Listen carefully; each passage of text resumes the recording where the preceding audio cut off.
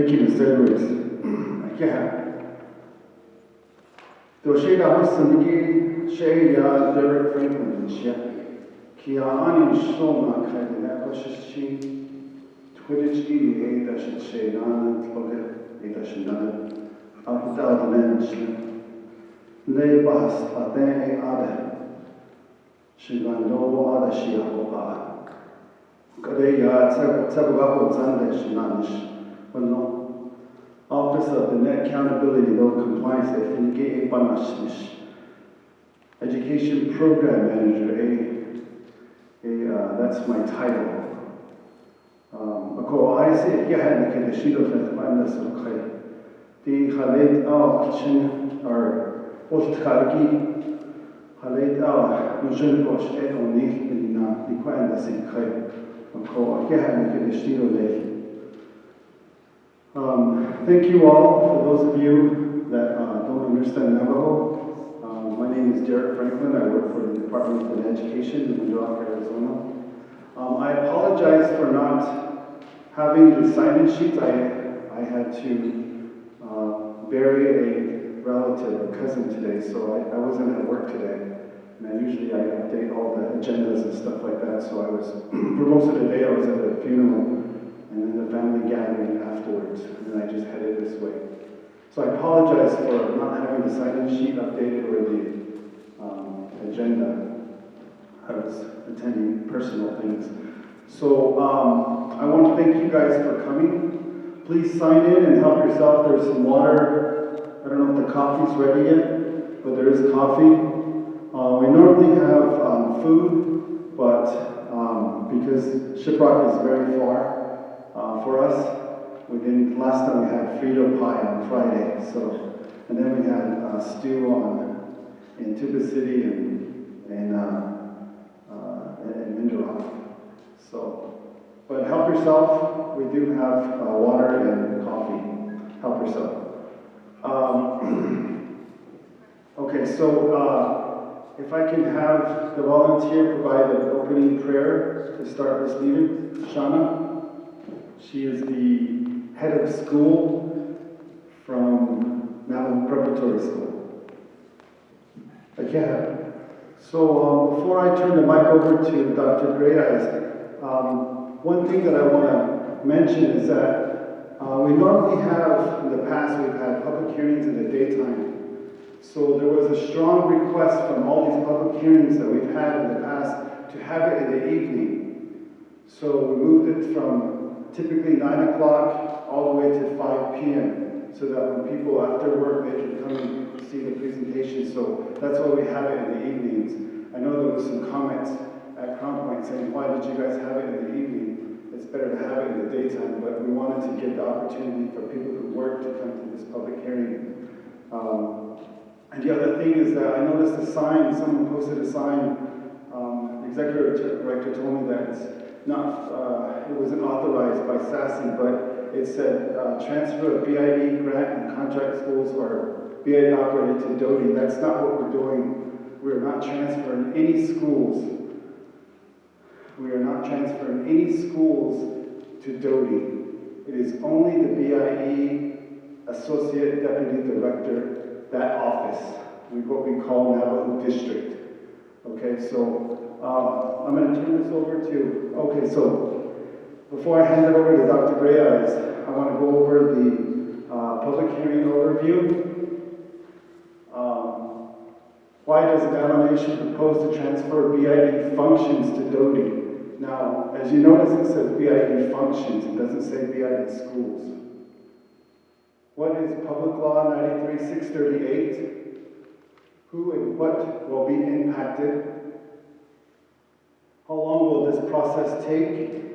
And then what other stakeholders have been presented with this information? So those are the information that we're going to provide you. The other thing that I want to mention is that the Navajo Nation Board of Education, the Health Education Human Services Committee, and the President's Office said, what is the public, what is their thoughts, was the reason why we're hosting these public hearings. It's because at their request, they want to hear the public thoughts of what this is. Just your thoughts on this proposal. It's just a proposal. Nothing has been approved. Nothing's going to get approved within the next month or two. It's a very long process, and Dr. Greas will talk to you about that process. Dr. Greas is our lead consultant. She does not work for DOTI. So just for that clarification. So without further ado, I'll have the mic over to Dr. Greas, and she's going to present the presentation. Okay, I'm going to use this one because I think we should save the battery just on that one for later.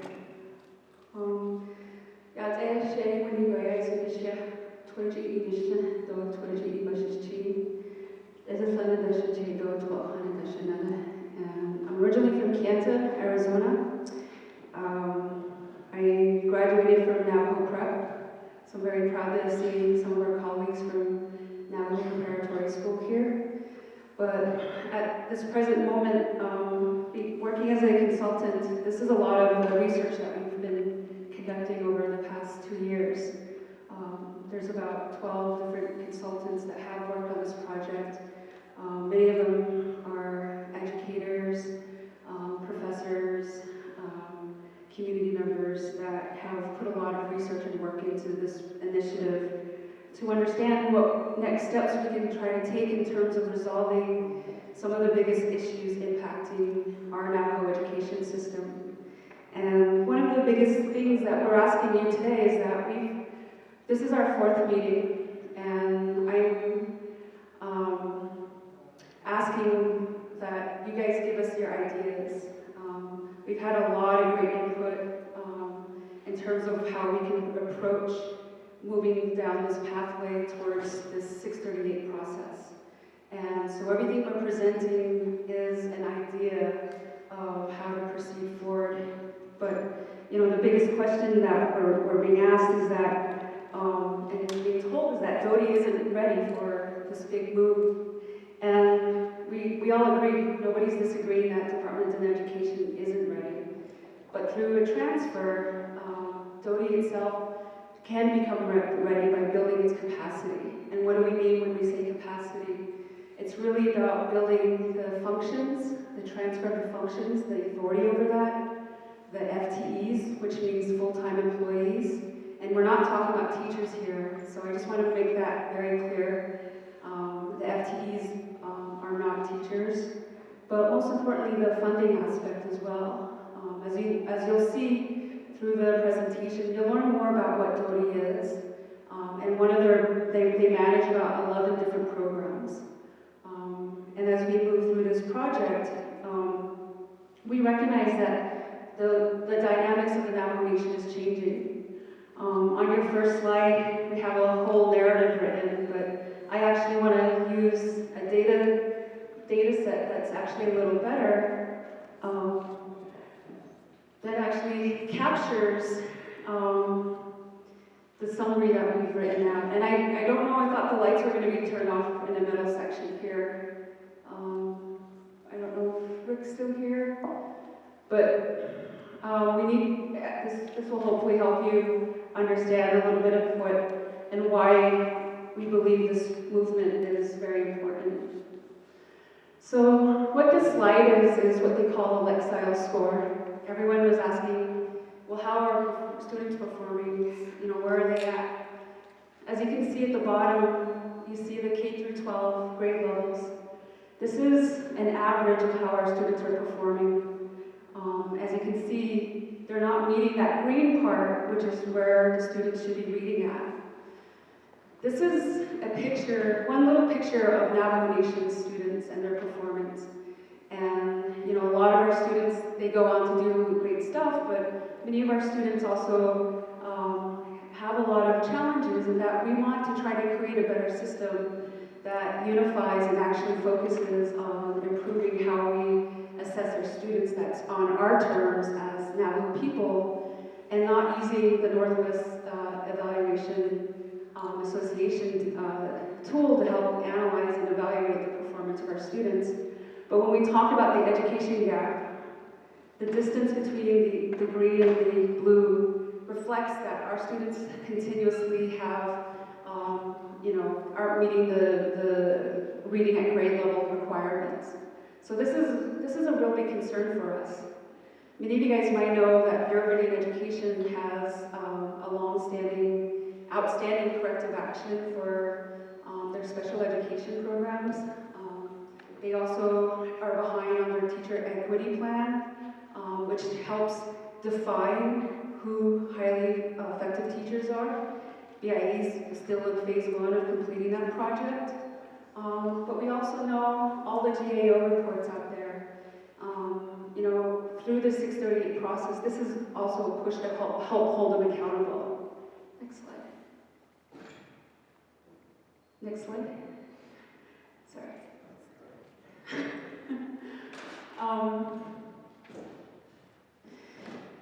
Another perspective that was shared with us too is that our students, when they are highly motivated to go to college, they end up starting their freshman year and taking what they call remedial education. And Navajo Nation Scholarship keeps really great data points on this impact. The impact is that we spend almost $900,000 each year in scholarships, getting our Navajo kids to relearn English and reading and writing, but also reteaching them mathematics. And those are the pivotal tools that really impact the success of many of our students. So we need to also be cognizant that we have to hold our schools accountable. So this is another image or a small slice of our educational system for the Navajo Nation. Next slide. And, what I like about this map is it's really confusing. It shows all the different boundaries, the jurisdictional lines. On the Navajo Nation, we have 5 different types of school types. We have public schools, and those are managed by the state, by Arizona, Utah, and New Mexico. We have then Bureau-operated schools, which are federally operated. Then we have tribally controlled schools. And then we also have private schools on our school systems, but we also have what are public schools, but are considered charter schools as well. So we have a real mishmash of different types of school systems. So when we want to push an agenda forward to improve education for Navajo, we elect President Naz, we elect our tribal council delegates, we want them to do more for our education. But when they come in as leaders, this is what they run up against, are all these jurisdictional lines of authority. As you can see, the colored lines, the colored blocks are the school district areas. You can see the agency blocks, the chapter blocks, the state lines. So our education system is really confusing. And so as we move forward and start thinking about this process of building a more unified education system, we also recognize that it's confusing for parents. Because when parents feel like their education system is not working for their kids, they go to the tribal leaders. And tribal leaders realize that they're not even empowered to help their members there. And I know even with school board members, we had a meeting that we attended in Gallup with Tony Dearman from the Bureau of Reading Education. Some of our Bureau-operated folks don't even know fully their authority and the extent of it. And a lot of the questions that were pitched to Tony Dearman were about some of the specifics that we think they should know, such as Public Law 10297, 95-561. And so we have a lot of these initiatives that actually dictate what our education system laws are, but we need to educate our school board members, especially the new ones that are coming in, so that they're better equipped to understand those lines of authority. But this is one of the reasons why we wanted to take and move and transfer the Bureau, BIE Navajo District to Departments of Education, is to help build that momentum towards unifying an education system that makes sense to us. And you can see here, this is U.S. Census data, and as you guys know, American Community Survey does a summation of that, and this is from the 2015 ACS. And as you can see that a lot of our population have either a high school education or less. We keep talking about our education system is supposed to be building college-educated students, and that's always the inspiration.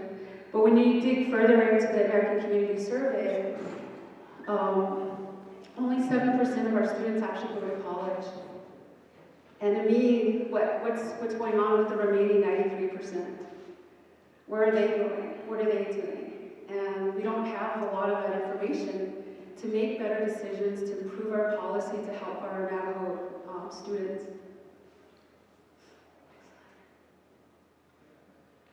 And one of the other biggest issues, which we don't talk about enough, is we're moving off the reservation, a lot of us. Back in 1868, when the treaty was signed, we had approximately 9,000 tribal members that were counted. And as you can see, all the way here to 2010, we see the first drop of how many Navajos live on the Navajo reservation. And it's expected that in the 2020 census, we're going to see that decline continue. And how does that impact us? Let's take Head Start, for example. One of the reasons why they're struggling is because they have low student enrollment. And that's one of the reasons why they get dinged a lot, is because they're approximating for a certain number of students. But I know this is an issue and a challenge across our entire school system. My community of Kansas, Monument Valley High School, Landale Atson reported that he had a decline of 300 students at Monument Valley High School. And that was because of the shutdown of the Navajo Nation, the Peabody coal mine. So we need to be very realistic about the changing demographics of the Navajo Nation. I know that some folks say, no, there's 351,000 Navajos. When you look to see where half the population is, they're living in Albuquerque, Gallup, Farmington, Flagstaff, Phoenix, Salt Lake City. I mean, a lot of our people are moving into the cities, and we need to build a better education system that recognizes those transformations in our communities.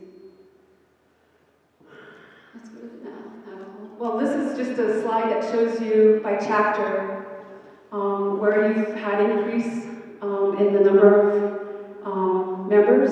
Chinle has had the highest, and then you can see here that Steamboat chapter has had a real drop in its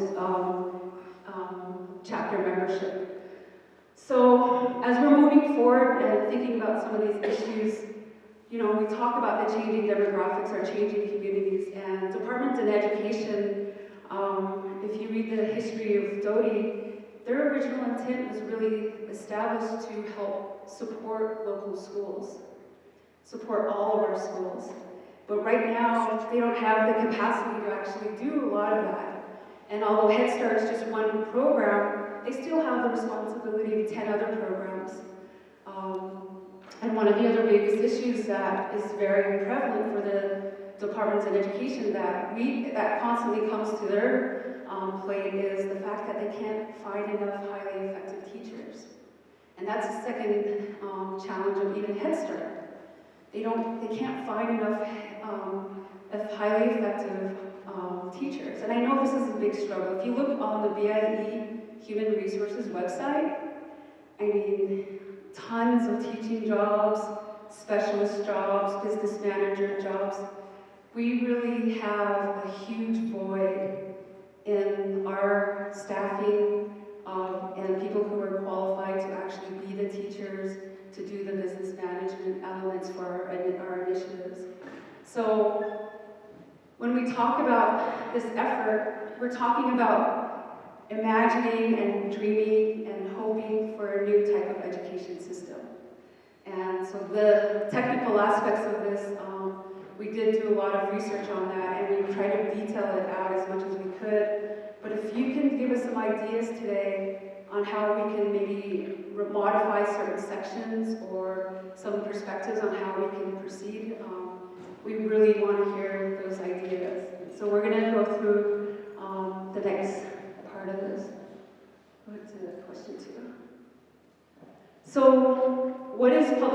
93-638. This was a law that was passed in 1975, and this was through the effort of our people, Navajo Nation. We initiated the first locally controlled school, which was the Rough Rock Demonstration School in 1969.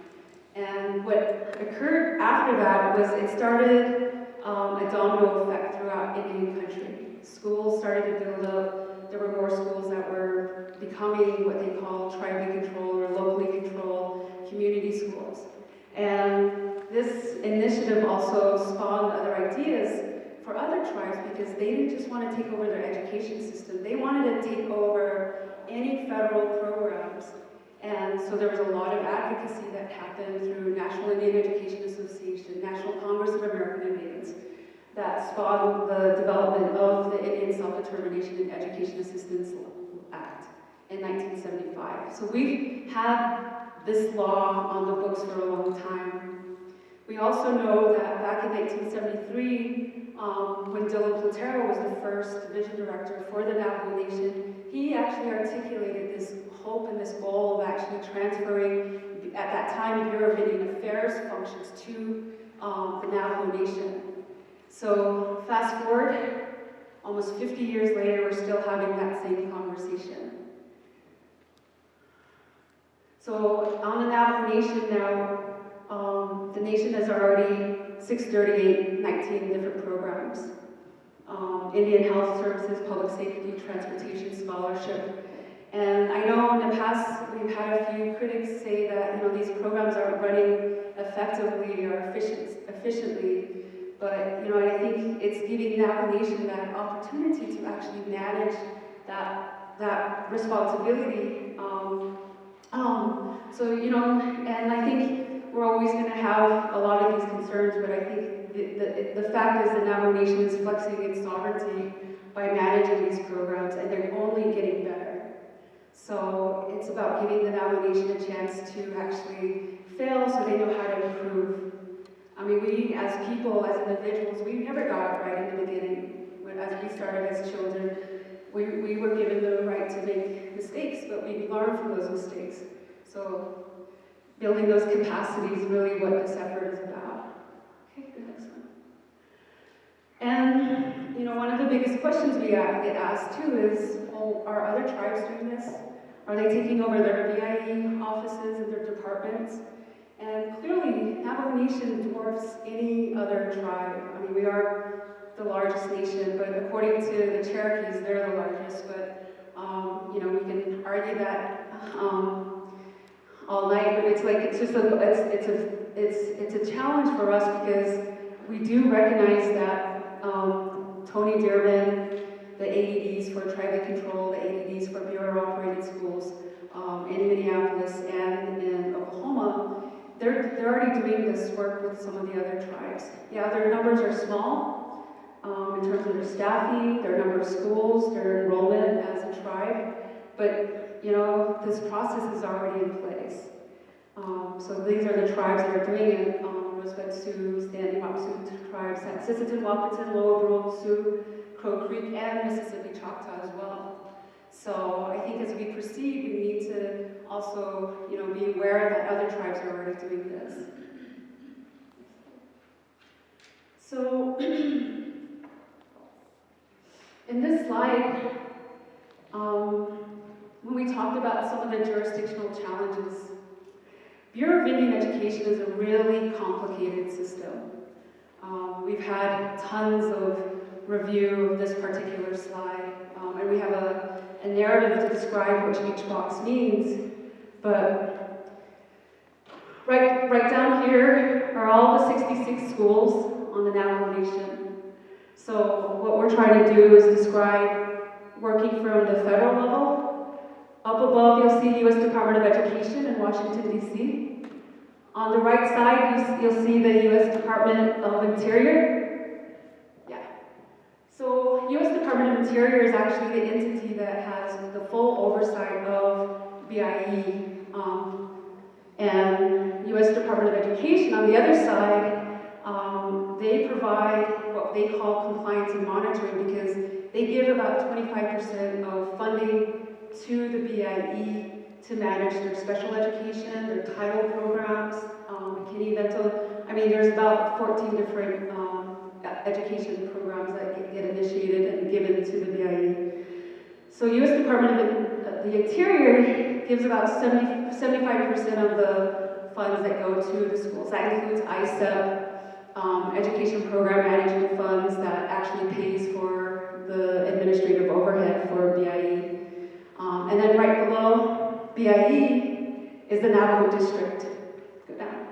So when we talk about the transfer of the Navajo district to Doty, that's the office we're talking about. And typically it's called the Associate Deputy Director's Office. Right now Charles Sherman occupies that position as the acting director. And then prior to that it was Dr. Tamara Pfeiffer who was in that position. But what we believe is that their Navajo district is replicating a lot of what Doty does. And Doty also recognizes that sometimes there's a duplication of services, but there's also a lot of unmet needs that are occurring within the office. And so in our 638 contract, and that's what we intend to transfer over. One of the other responsibilities that we have too is these education resource centers, Window Rock, Tuba City, Shinley, Crown Point, and SRock. These are the resource centers that are within all our 5 agencies, and they're responsible for providing the direct oversight of Bureau-operated schools. So you'll see the whites. These white schools indicate the Bureau-operated, and then those with the black roof are the tribally controlled schools. So as you can see, they have to create a structure that meets the needs of 2 school systems. Primarily, the 32 Bureau-operated schools have elected school board members, but as we've also pointed out, that many of them have brought their concerns to Doty, voicing that their position only permits them to serve as an advisory role. They don't have decisions over the hiring, the firing of their staff, their budget. They give a lot of advice to these individuals in the Bureau side, but it's still, they feel like they need to be more empowered there. And we did have a meeting with DeBosba, and they talked about, how do we create a system where we empower them to be able to be heard better and have stronger decision making. And then tribally controlled schools, who also have elected board members, but they're also in that decision making policy role.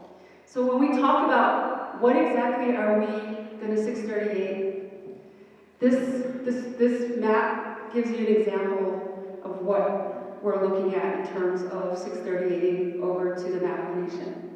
I want to add something, Wendy. There are some administrators here from grant schools that have come to Doty to say this system is not working. There's so many examples. I probably have like 50 or more examples of what grant schools go through in the hardship, the difficulty that these schools experience. Let me give you one. When a grant school, that's the black, when they send their certain reports to the ADD level, it goes here, then it goes here, then it goes here, then it goes here, then it gets lost. That's what grant schools tell me. Whatever system the BIE is creating, it gets lost. So what we're trying to do is we're trying to unify the system to where a system that works.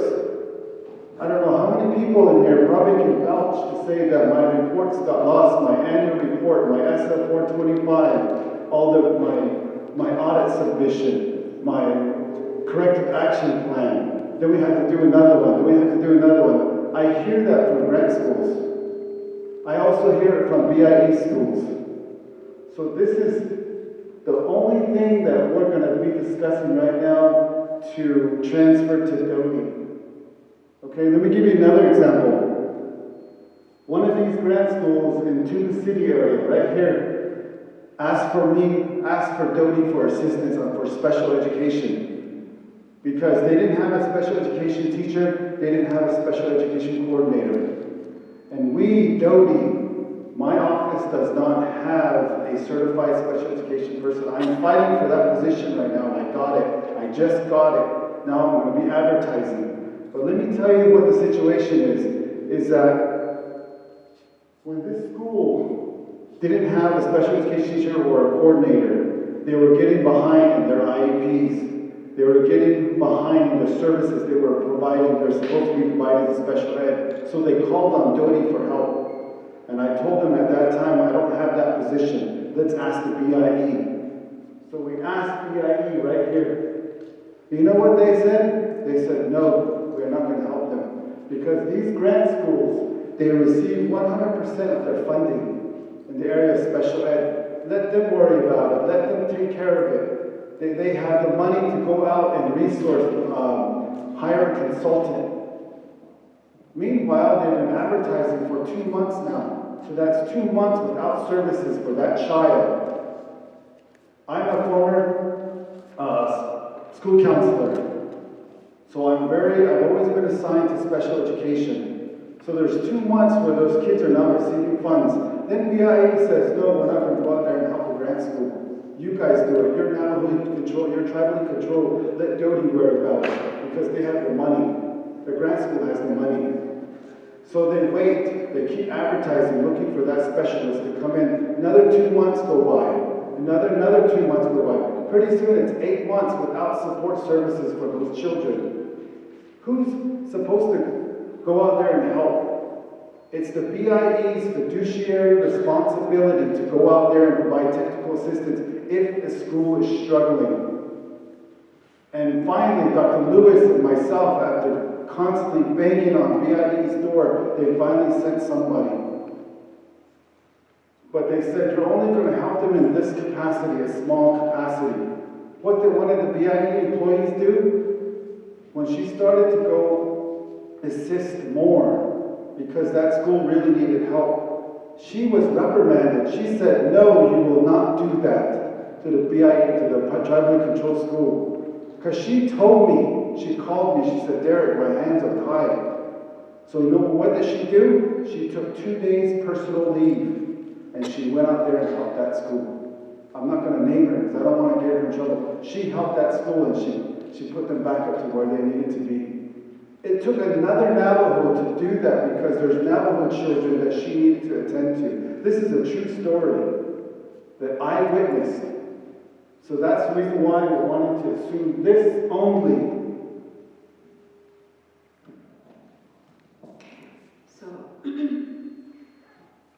So what does that process look like to do the transfer?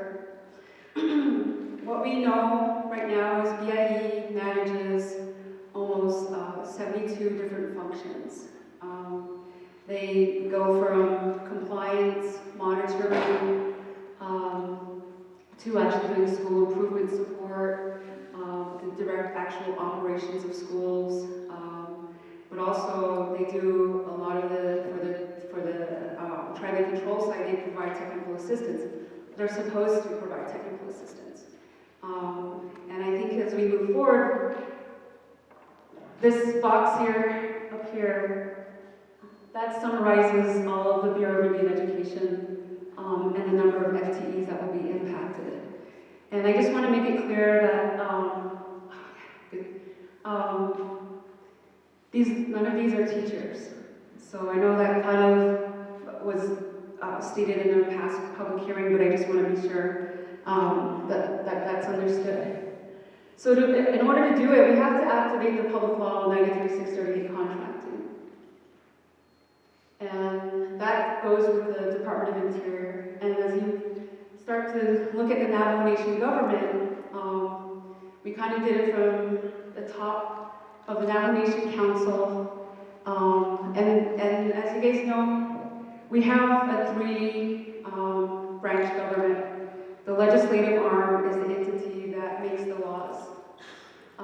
And as you guys know, the president's office, the executive branch, executes the law, and then the judicial side interprets the law. So this three-branch, the one that will make the decision in terms of our process is the Navajo Nation Council. So they're the ones who really have the final say in terms of approving a tribal resolution that will supplement the contract, the plan, amendments, our funding requests, and everything else that goes with that. But that is a tribal resolution that gets attached to it. So who are the other players in the Navajo Nation government, particularly as it pertains to departments in education? The next entity is the Navajo Nation Board of Education. So you get council that makes the laws, and then it trickles down to Navajo Nation Board of Education. They create the policies, they create the procedures. They're the ones who take the law and actually put it into concrete steps, into something that they can apply to the division or to a department. So then you have the departments in education, and these are the foot soldiers. So they know their marching orders, the policies, the procedures, all the way to the law. They're the entity that implements those policies and procedures. We also have another critical player who we've talked with, as well as the Deneb School Board Association. They're mainly, according to Title 10, their requirement is to provide recommendations, to advise the Navajo Nation, both departments in education, Navajo Nation Board of Education, and Health, Education, and Human Services. One thing I've also seen about this, the Navajo recognized local school board organization, is that they also do a lot of advocacy and technical assistance training for local school board members as well. So these are the entities that really have had input and perspectives on the 638 contract. And every one of these entities are the ones who've asked us to do public hearings. So, next slide. So, what does departments in education look like right now? And who's going to be impacted? So, this is what DOTI looks like right now. They have 11 programs. So, ODAC, Office of the Net School Improvement, Office of the Net Curriculum Assessment Development, Office of Education Research and Statistics, and COGNIA, which, as you guys know, used to be Advanced Ed, and they're the ones who did accreditation. I'm sure a lot of you guys went to the conference in Albuquerque when they made that announcement. So those are the 5 frontline staff. And when we say frontline, what we mean is that this body of 5 programs are the ones that go out into the Navajo Nation and support schools. And when you tally up their numbers, it's 34 total FTE for the entire Navajo Nation school system. So when we say that DOTI's not ready or they don't have the capacity, we know that because we already looked at the FTEs. Then there's a few other programs, post-secondary education programs, ONSFO, which we get data for the scholarship, the Net Scholarship Annual Fund, which is kind of like the Navajo Nation's foundation. Then supplemental programs, Office of Special Education and Rehabilitation Services. And these are services not provided at the school. This is the services that are provided at home for special needs. Johnson O'Malley, which is funding for public schools. Navajo Nation Library, which is in the Navajo Nation Museum. And then Office of Youth Development. Then the final program that Navajo oversees is Navajo Head Start as well. And as you guys know, this is one of the biggest challenges for our Navajo Nation is that we're relying on a system right now that utilizes the Navajo Nation's Office of Management and Budget, the Office of the Controllers, also their Office of Human Resources. It makes the job harder because Navajo Nation government has so many deficiencies in terms of actually fulfilling and getting educated, certified teachers out there for Head Start. They are delayed paying bills, and there's obviously, people in the controller's office and the OB office. It creates a lot of dilemmas for Navajo Nation education programs because they don't have qualified staff who are proficient in the Every Student Succeeds Act. Or in BIE, there's 47 funding lines. So I don't know, trying to understand what is 47 funding lines. I mean, how many of you guys actually can name 47 of your friends? I mean, it's a real specialized task. And then when you're adding other federal responsibilities and tribal responsibilities on the staff there, it creates a really big problem. So that's what we're asking is, as we build our new departments in education, we want to extract ourselves out of the Navajo Nation government. We want to be able to hire our own business techs, our own financial program officers. We also want to offer and hire human resources staff that are proficient in what tribal, teacher equity plans are, what the requirements of highly effective teachers are. So we want a skilled set of workers that can assist us in actually identifying those initiatives to help resolve some of those challenges that did happen with Head Start. But as you can see, this is the overall structure, and when we do the 638, all the programs that are in the green will be directly impacted by this contracting because they're the ones who deal with the K-12, the everyday groundwork of being out in the community and working. These white boxes actually reflect the indirect benefits, and again, it'll be advantageous for Head Start to benefit from these programs. There's a couple things I want to add. So I've been on this project since 2014 when we received funds to work on this project. So from what we heard in public comment, that this current system right here, we heard your comment that this setup is not efficient enough. It's not working. You don't have the capacity.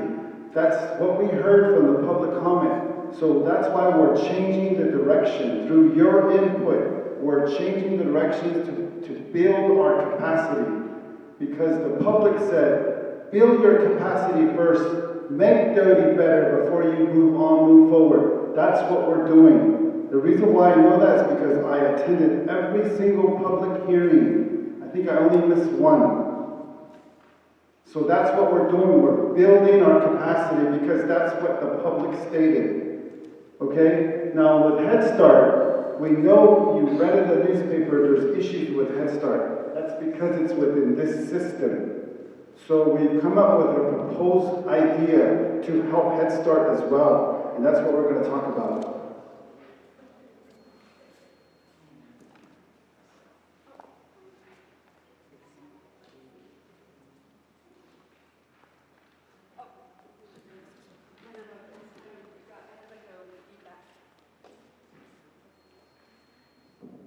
So what we talked about, and Greg Bigman will talk a little bit about this tribal charter model.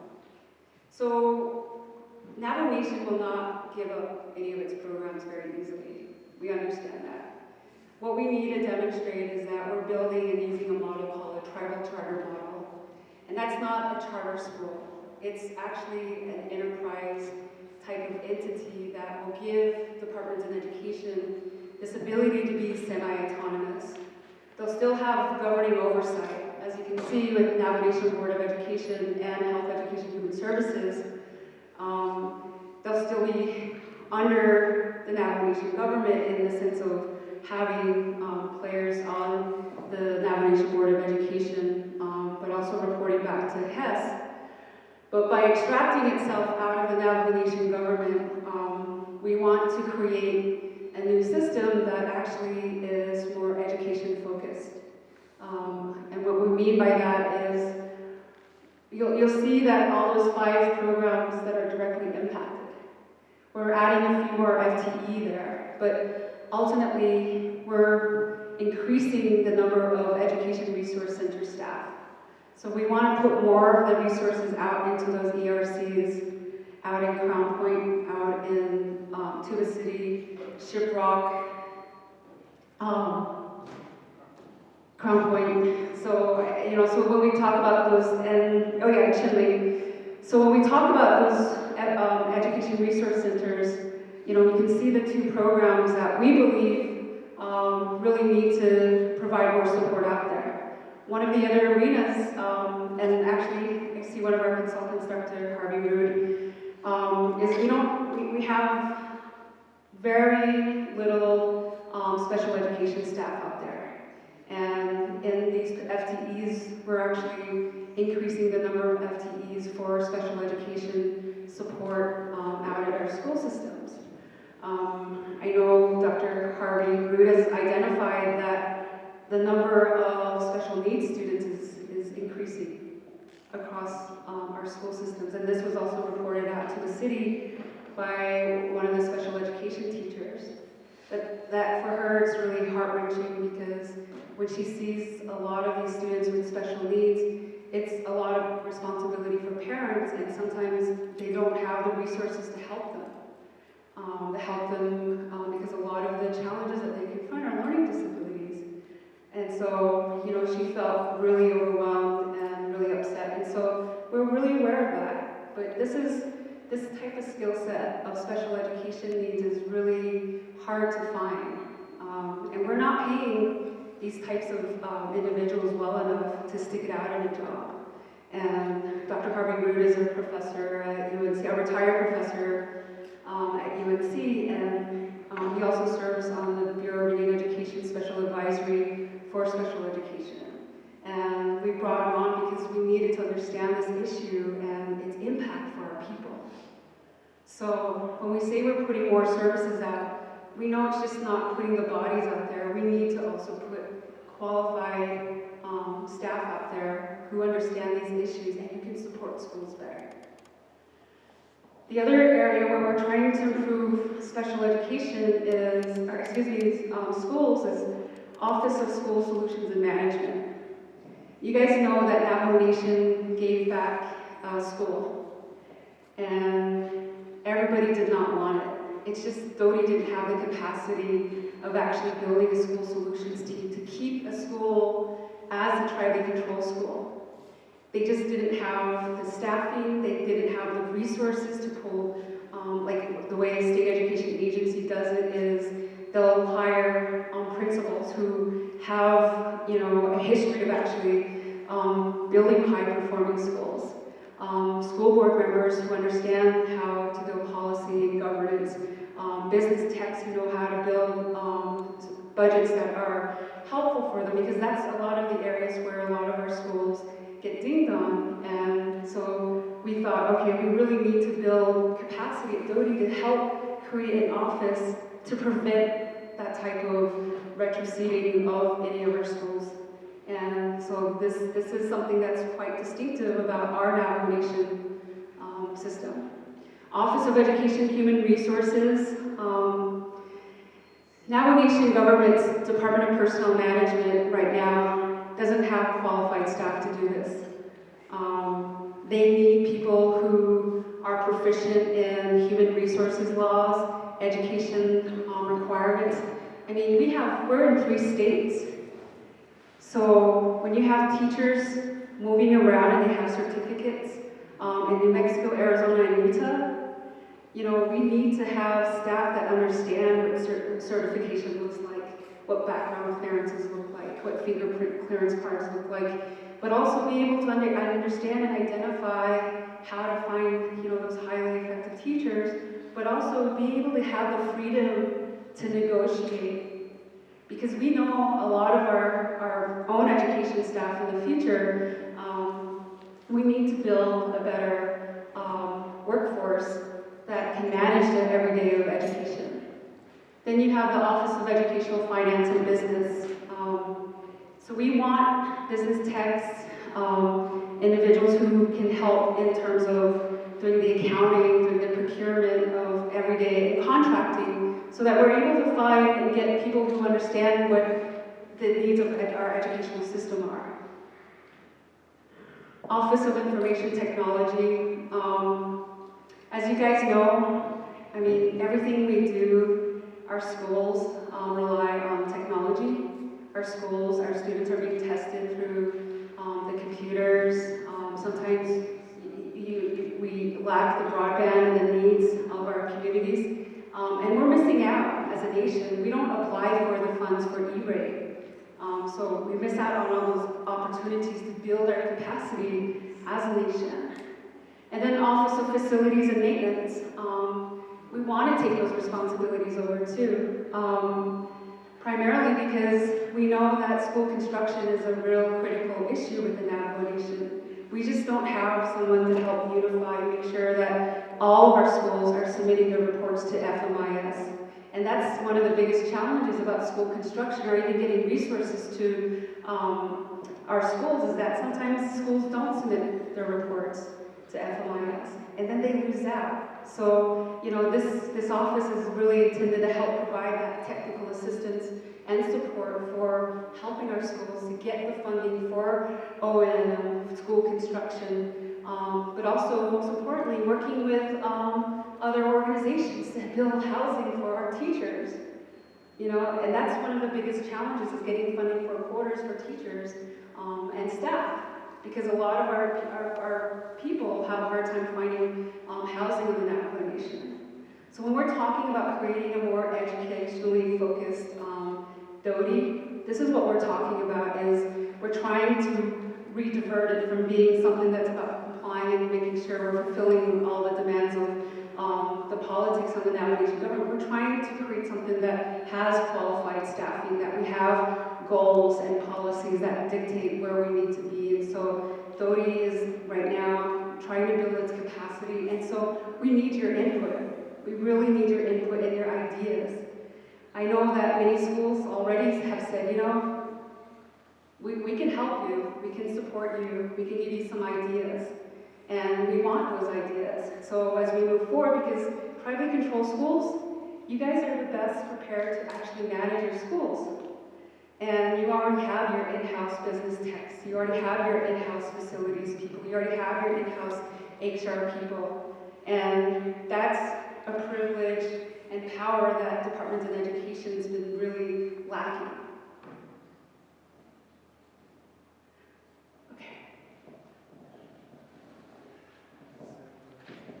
Good evening. So, this analysis here arrives to the point of why did we decide to go with the tribal model. And this side here, far left, is the tribal model. So, when you think about it, this is our current structure. So, when you think about when this contract goes through, they're going to basically have a check and saying, this is money and we want to give it to you. So where do you put the money? You can put the money to Navajo Nation, but one of the things that we know is that there's already a lot of problems there, right? Some of you schools have a long time for checks to process. You know, you can't get anything out of the Navajo Nation. You're complaining about Head Start. So the model with the tribal charter, the current structure doesn't work. The next model, far over to the right, is a corporate model. So corporations, they're very unique, they're very fast. You know, they can do things like, they can go out and fundraise, they can, you know, pick people on their own board, they're more free from politics, you know, they're a little more free and independent. But on the other side, tribal organizations, they have a lot of cool powers. They have powers such as eminent domain, the ability to tax. They also have the ability to, you know, create bonds. You know, off the reservation, you see schools with bonds, you know, that they're able to fundraise. The other thing both sides are able to do is they're both able to bring in money. But as you know, if we were to go out and get a $50 million grant to help schools, and we put the grant through the Navajo Nation, how long do you think it's going to take for Navajo Nation to process the whole thing? It's probably going to take a year. Yeah, exactly. It's going to take a year for them to go through. Part of the reason why is because they get the money, it has to go through council, council has to accept the money, and then they create their accounts. After they create their accounts, then they have to set up contract numbers and everything, and by the time you're ready to spend it, you're probably 75% through the time frame of which you need to expend everything. Then you go back to council and say, you know, we need to amend this, and then you get yelled at because the time frame wasn't long enough. So that's one of the problems with the current model. Also, when you look at paychecks, when you look at the time frame for them to make a paycheck, it's generally also about 1 year as well. So the process with the government structure is too slow, but they have a lot of great authorities.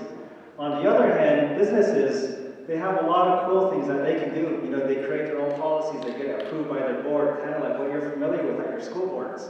So they're able to act very fast at the local level. So local boards have a lot of cool authorities. So we decided to go with tribal charter in the middle because it really blends both sides on the authorities. So to put this in rational sense now, let's take a look at Head Start. Head Start, if you were to imagine going home and telling your spouse, I'm going to pay for 80% of the meals and you're going to pay for 20%. And the kicker here is you're going to tell your spouse you're not allowed to have a job. That is the situation Head Start is in.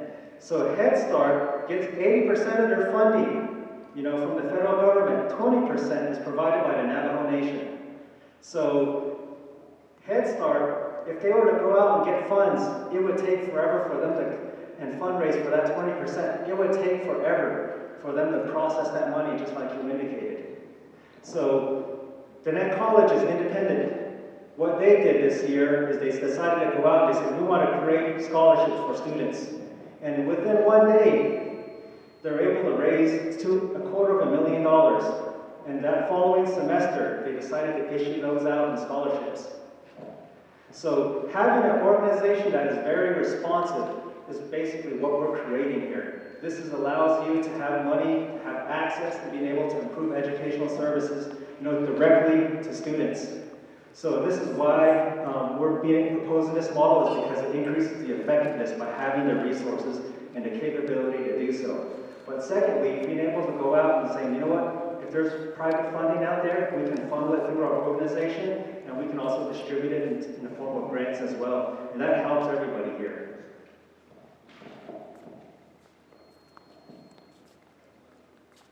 A quick update here, very quick. The greens are things that are very responsive, the yellows are items of concern, and the reds are items that are not very responsive. So that part is not written within the key, so just an FYI.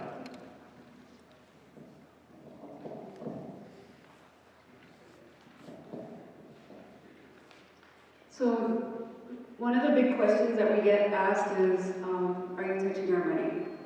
And so the next slides are very detailed. So you can see exactly what sources of funding we're locating in terms of the 638 process.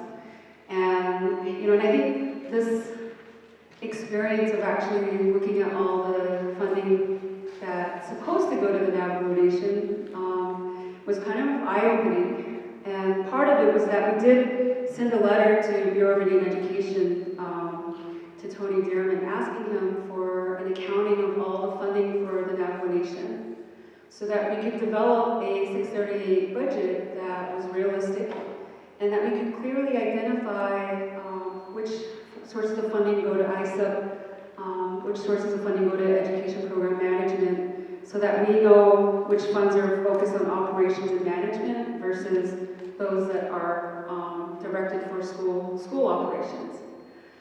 So the sources that we looked at, because they didn't give us the data, we used what they call the Green Book. And every year, Congress requests that all agencies put together a budget, and they call it a Green Book because it's money, the cost of money.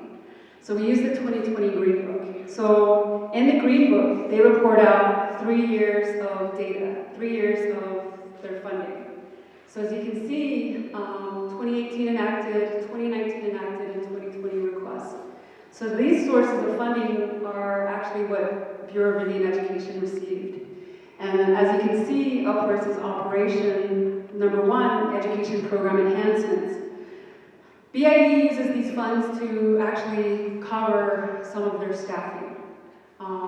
When you read through the Green Book, you can see the number of staffing that they pull from education program enhancements. I don't know if you guys actually know the history behind it. Education program enhancements were supplementary funds to help improve school improvement for schools, but the way that the BIE interpreted that is by giving the funds to the Bureau of Indian Education to hire staffing.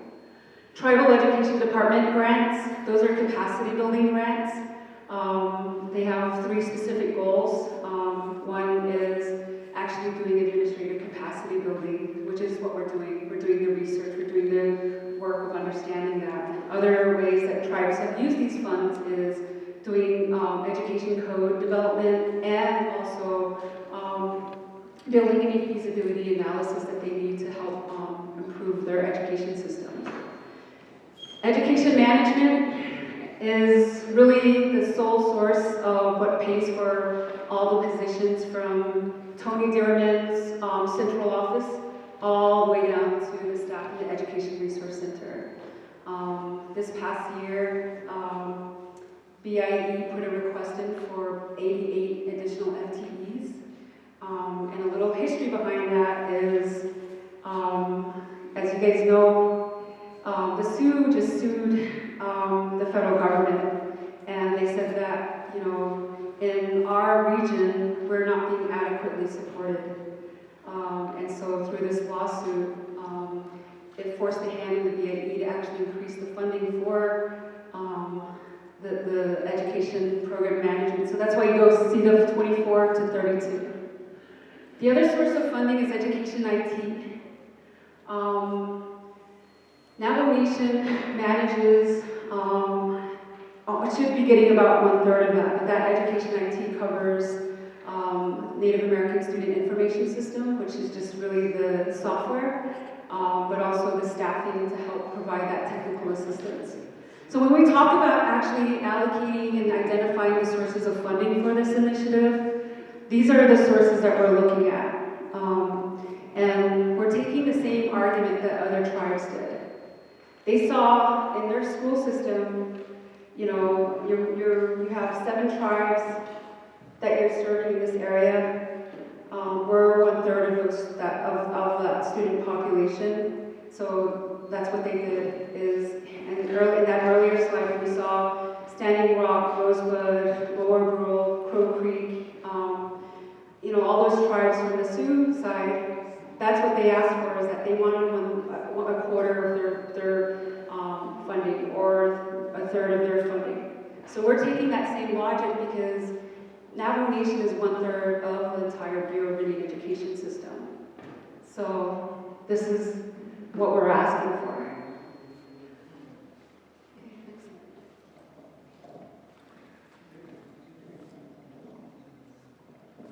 And then the other, remember I told you guys that 75% of the funding comes from the Department of Interior? Well, 25% comes from the U.S. Department of Education. And you can see all the education title funds. It's over $220 million that goes to schools and the BIE.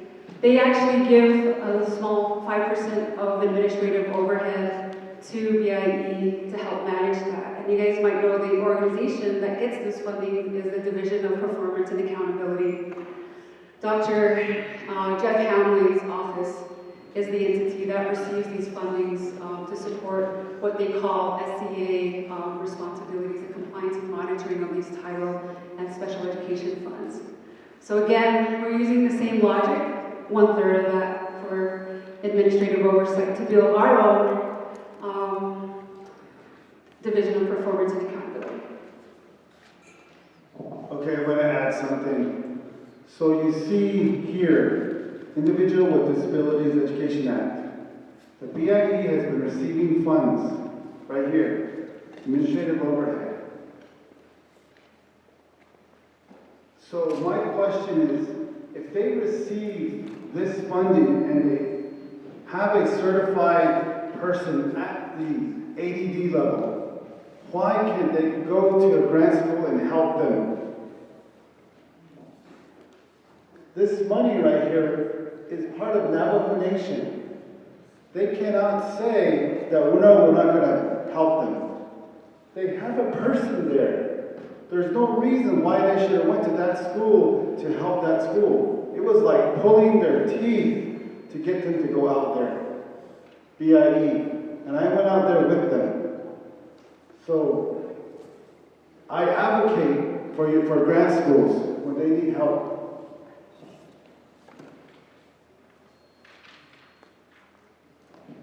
I know this is very painstakingly long for the funding, but I know this is where we got a lot of our intensive questions, and we want to be as clear and as transparent as possible. But partially because we also recognize that BIE never shared any of the data that we asked for, so this is why we've been very detailed on this piece. So this is a summary of all the funding sources that we identified, and the total amounts we'll be seeking for the 638 contracting. You can also, you're permitted to do startup funding, and then each year, this is tallying up 1/3 of BIE's funding sources that should go to National Nation. So what's the total cost? You know, this is a lot of funding, so next slide. So when we actually went and said, okay, with this whole entire new structure, we'll clearly keep tribal general funds for the 34 FTEs, which is about 2.5, because the thing is with 638 funding, you can't use BIE funds to serve the needs of public schools. So they're going to have to retain those funding sources. Public Law 93-638 funds for 56 BIE FTE and the 29 new FTEs is about 7.4 million that we're going to be asking for in a 638 contract. Although we want a full accounting of that 1/3 of the funds that we identified from the Green Book. Because we know right now BIE, their FTE, get about 2.5 for their salaries.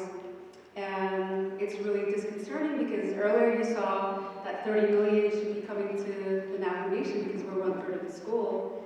Our big question is, where is that remaining funds? Who's it being directed towards? So we have a lot of questions for BIE. And when we go to the negotiation table, you know, this is something that we'll definitely be asking because we're also uncovering a lot of new information as we move through this process.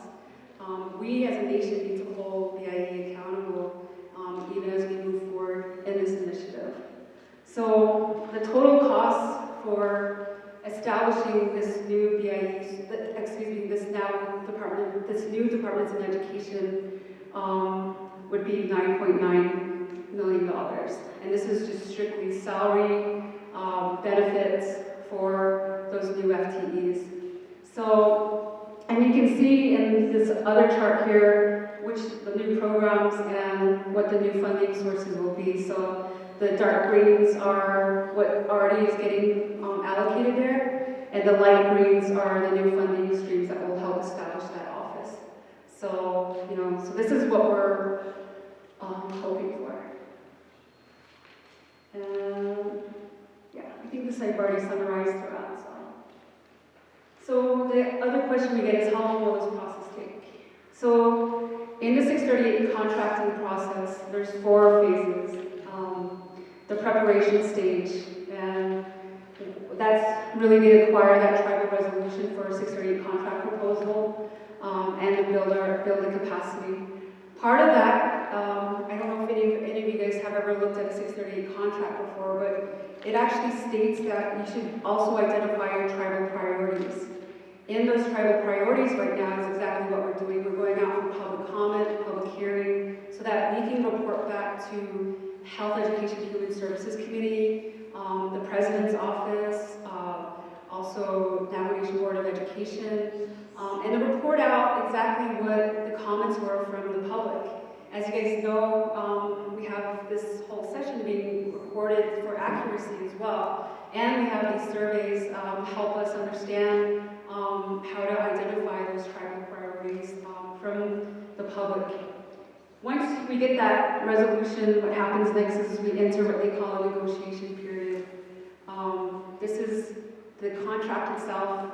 Once it's done and approved by the Navajo Nation Council, we send it to the Secretary of Interior and her staff, her solicitors, her attorneys, They review it, and that's when we begin negotiating. And I'll tell you this, BIE is not going to let all of these resources go very easily.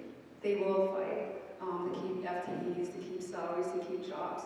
So we need to have experts at the table who understand the functions and responsibilities, because typically in these negotiation periods, one thing that they will not give up is what they keep calling inherent functions. And so we have to be very specific, because it's very defined in the law what that is.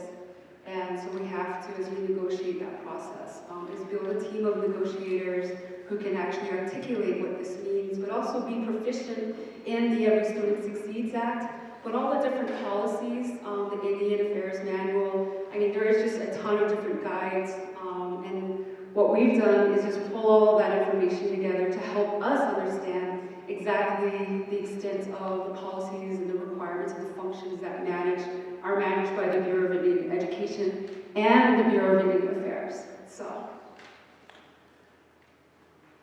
I'm still in 3. Go back.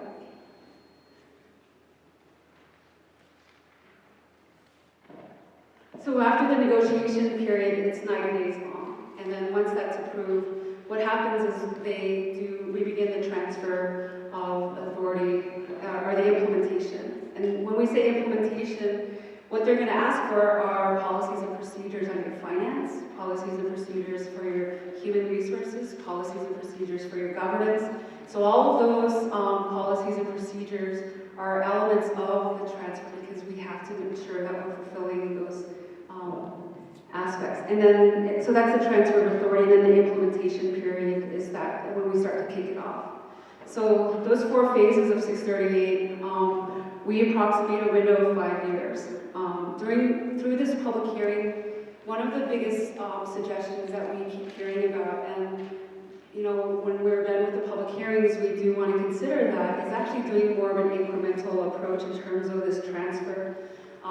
We don't really know what that would look like yet, but we need to go back and think about, okay, so these are all the FTEs, these are all the functions, like what would an incremental approach look like? So that's something we've learned through these public hearings, is how can we strategize that type of effort.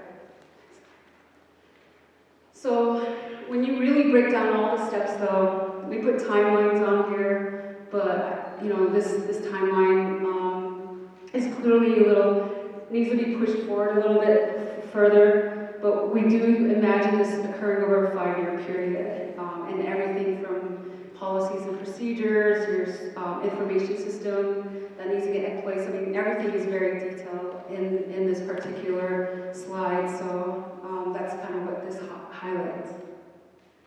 Okay, and actually I think the last start to do this last one.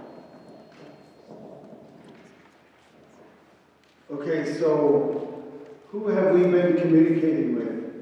We've been communicating on this project, the transfer of BIE, Navajo District, or ADD as they call it, to DODE. We started back in October 2018 when the Navajo Nation Board of Ed approved a resolution per Public Law 93-638.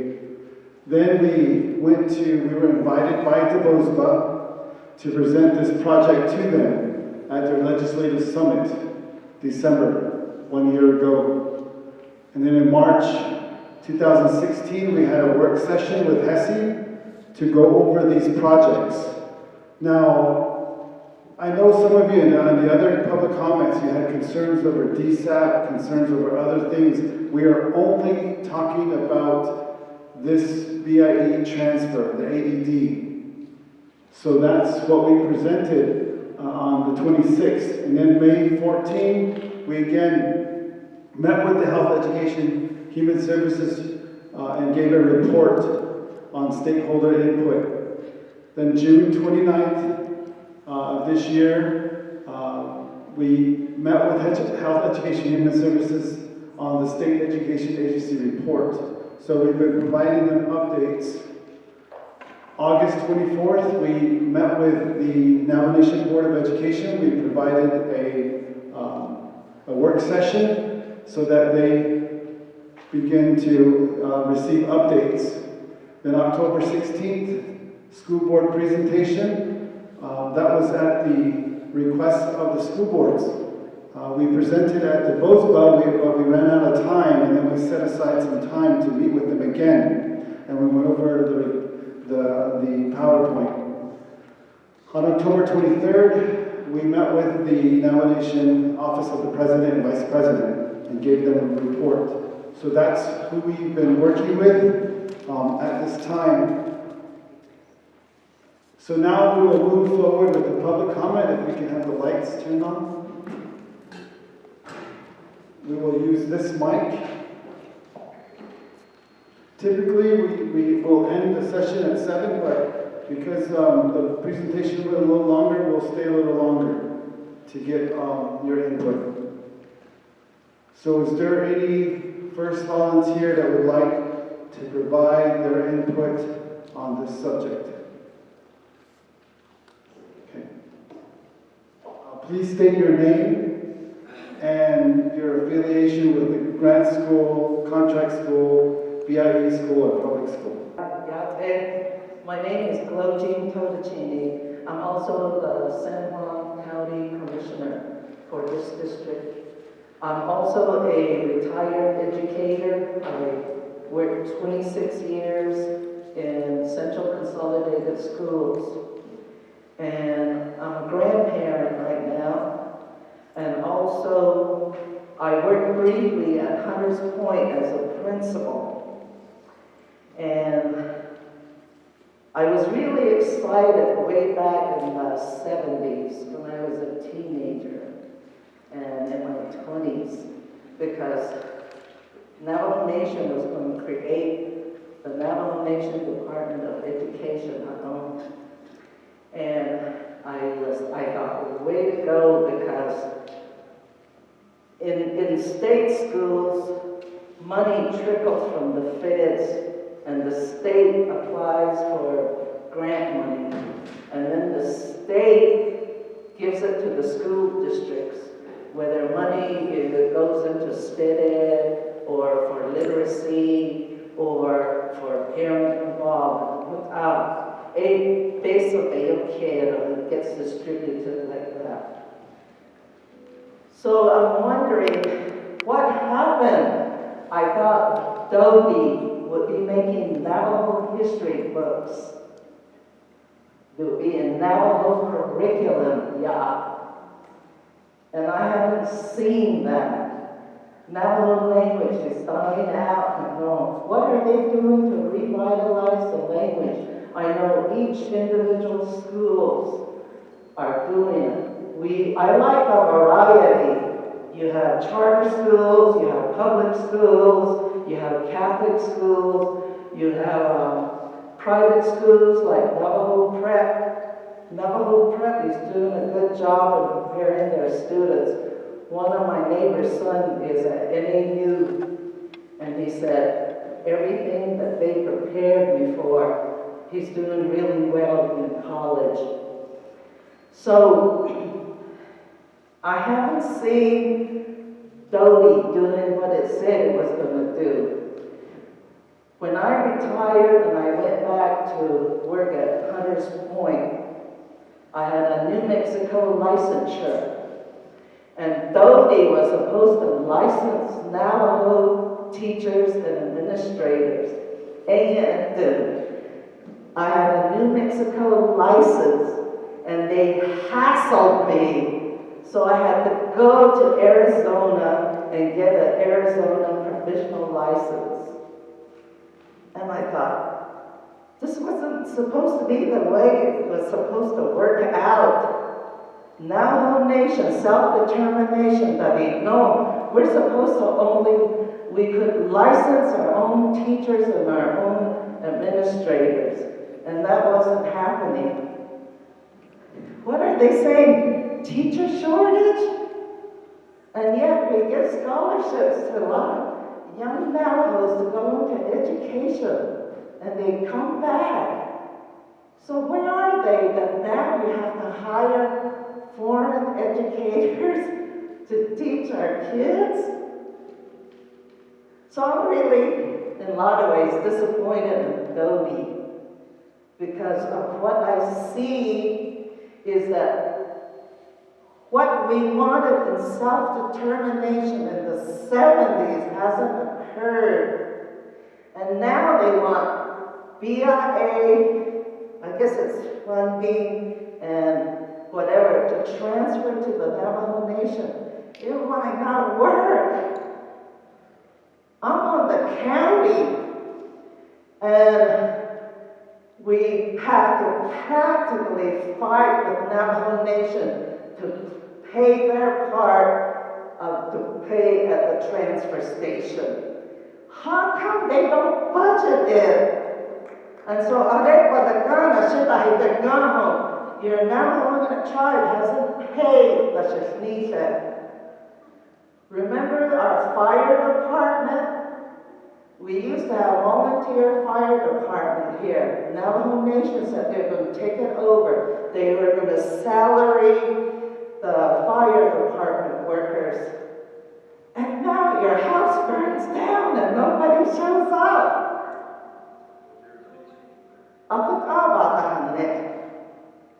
So, yeah, we got experts, corporate, maybe we'll all get doctorates, have Pendleton coats, drive fancy cars. Because usually that happens with funding is beso open the ones that get in there, utilize it for their self-serving type of things. And yet, you teachers are underpaid. They don't get all the services that they need. Teachers should be paid for the work that they do. They're counselors, they're nurses, they do conflict resolution. Some of you get special ed students thrown into your class, and because you're a dedicated teacher, you work with that child. And especially if you're the nephew, you say, no. So some of these kids, they don't have enough to eat. When I taught at SRock High, I guess there was a boy that had a hard family life. I never knew. But he used to sleep under the bleachers at the fairgrounds because family life was so bad. And the only meals he ate was at our school. You would think this isn't going on anymore. But a lot of children are not to buy it. I just attended a funeral where her mother died, and she left a little kindergarten child. And there's a lot that we don't see with education. You know, housing is economic development. You get money to your school based on student enrollment. That's how the money comes in. If these are parents and they have to go somewhere else for a job, you're losing money, right? Because housing isn't here. I hear people who live in their cars. And yet, what is Dodie doing to work with Navajo Housing Authority so that these parents can have good homes? Teachers can have a housing area where you can buy a house. They're not looking at the economics. Yeah, the population is going down. It's going down because there's no employment here. And then if you have no employment, crime goes up, right? And you teachers, every day in your classroom, you make a difference with the kid because you give money out of your pocket to help that child. You give them a coat. When I was principal over here at Mesa, some parents couldn't afford glasses for their kid. So my counselor used to tell us, can you help out? And we would all chip in and we would buy glasses for the child. I want want to believe that my Navajo people can excel, can be professional. There also is a problem with sometimes a new election occurs and the board fires everybody and their relatives get hired on, their buddies get hired on, and the next it's like, how do we deal with that? So, in a way, when they have to deal with the BIA instead of BIE. Because then otherwise it's easy to get corrupted. And I saw that happen when I was on the Net College board. We had hired a Navajo president, and he said, I need a Park Avenue. I need to look good in my job, Daniel so because he was council delegate then. He goes, you're telling me that when you can get 4 Corsicas and you want a Park Avenue? You don't need that. And then the guy, he didn't like us putting our thumb and making sure that he's professional. Somehow he finagled it, we all got bumped off the board. And I remember that in my history with serving on boards. So this public hearing, I know there's probably a lot of concerns that you have, but you teachers are hard-working individuals, and for the low pay that you get, I know sometimes you probably want to go outside to Las Vegas and Denver. Maybe the pay might be a little bit better. But you stay here because of your colleagues, this is home, and you enjoy working with the children. You're making a difference with the children. So, in conclusion, I think if Dobie hasn't done all those things that were in Title 11, it was there. We fought for it. Us guys who were teenagers in our 70s, we said that we want to own our own education. We want Navajo superintendents. We want Navajo principals that we know. Navajo educators that we know. We gave scholarships galore. Where are they? Where are the doctors? I mean, the medical. I'm not talking about his PhD. Sometimes you can buy your PhD, and then you flaunt your title, But I think if you've earned it, then it's well worth it. Because Navajos, we're looking up to the Navajo PhD and saying, where's the bright ideas? Where's bringing that language back? And there's a lot of experts here in the classroom. Does anybody ask you for your input? Do they bring you and pay you a salary and say, or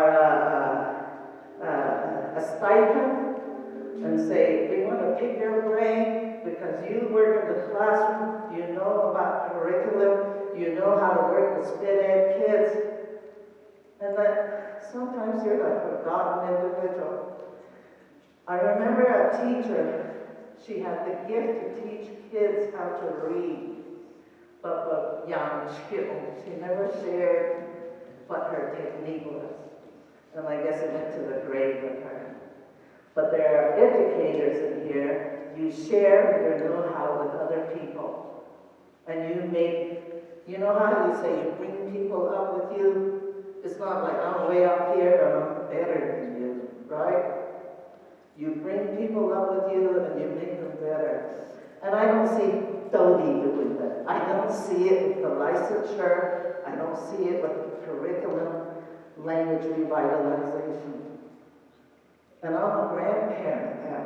And I wonder how my grandchildren, will their life be any better? And economic development isn't here. Somewhere, if there's leaders sitting here like council delegates, our people need jobs. They need jobs so that they can work with their kids and pay their bills and have shelter and have enough to eat. And so that kids, if you raise them right, they do excel. You look at some of you who had really good parents who pushed you and guided you, teachers who are like parents to you, who guided you. So, I don't know. I don't see it. Maybe 10 years down the way, I'd like to see that application that you guys will be submitting, because I think that's transparency. Because it's very easy to pull the wool over people's eyes and it's just home, where in the end, it's not quite what you expected. So, those of you who are here, please give your input. I know that you have a lot of great ideas, and I hope they don't delete this. Thank you. Next volunteer who would like to provide their public comment, all the way from Rama. Come a long ways, further than me. Good evening. My name is Monica Yazzie. I come from Rama. I'm a parent. I have 7 children. I adopted 2 children from Farmington. And they're also from here. They have special needs. They go to school with the Pine Hill Grant School, 638 Grant School. My son recently passed the PART test, and he's a special need. I am so grateful for my school and the teachers that worked with him, the special needs program. I have lots of questions, but to make it short and sweet, I would like to see the application. I want to know where my school falls in. I work for the executive office. Where is that going to put my job? How many professional people are going to come in and provide all the services that our schools need? BIA will always be BIA, but we are all leaders in a roundabout way, and we can go in there, create some type of relationship and get our funding the way we need to get our funding. They talk about how they can get BIA to give us funding, and yet the grandma said they couldn't pay for transfer station. I just overheard a grandma say that she had a family member who passed away, and Navajo Nation couldn't even help them with funeral services. How are we going to get through with Navajo Nation has all these programs, and yet they can't keep it on top of it with all these programs that they create at the Navajo Nation level? Look at what happened to the Head Start. Look what happened to all the programs. My son did not get $1 from Navajo Nation, and yet he got his undergraduate's and bachelor's degree in South Dakota. And I'm so proud of him, and his future is to become a doctor. And he was born and raised in Rima. I have a daughter who got her AA degree, and she works at Pep Boys, and she's a mechanic. She's the only female that works there. I have all my children who I have high goals for them to benefit. And can you believe every single one of my children have not received 1 penny from Navajo Nation. And yet they're succeeding in life. When they pay attention to all these grants they have now, then like Grandma said, maybe 10, 15 years from now, my question is, why are they rushing these public hearings? How come they didn't come to Rama? How come they didn't come to the chapter houses? There's grandmas that want to know what's going on. I traveled over 3.5 hours to come to this public hearing as a parent. And the closest they got to Rama was Crumpler. And they have these meetings here. So coincidentally, I have family here in SRock. And I thought it'd be worth it to sit here to see what they're going to propose or blindside us parents with. So with that being said, I hope all of you parents understand what's going on here. For me, one day I'm hoping to be a school board member, but they want to dismantle that too. Where does that put me and my children? I want them to become young leaders. I want them to see what the older people want our young people to see. I don't know. I don't know where, to me, this is a roundabout way for one grant concept. That's how I see it. They couldn't do it 5, 6 years ago, but they're trying to do it again. That's all I have to say. Thank you.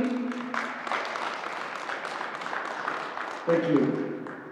The next person who would like to volunteer to provide public comment, and then it'll be your next. State your name and then your affiliation with what school you're from. Good afternoon. Oh, that's really loud. Good afternoon. The last time I stood in here was in May, and this whole thing was filled up with kids. I'm about to start crying. My name is Angelina Charles. I'm a community member, born and raised here. I went off to college. I went to school at Fort Wayne Gates, graduated. Top of the class, went to college in Arizona, received a degree, went to college in Texas. When I was getting my tribal scholarship, they told me, you better come home and help your people. My grandmother, Shandita, Shadowni, I did come home. I did get a job. I was employed. This past November would have been my 8 years. I didn't get a reason to why I wasn't recontracted. We tried to ask, what about that? I heard the good stuff, but I was cut short. The carpet was pulled out from under me. What about that? I hear we're doing this for the community. I am the community.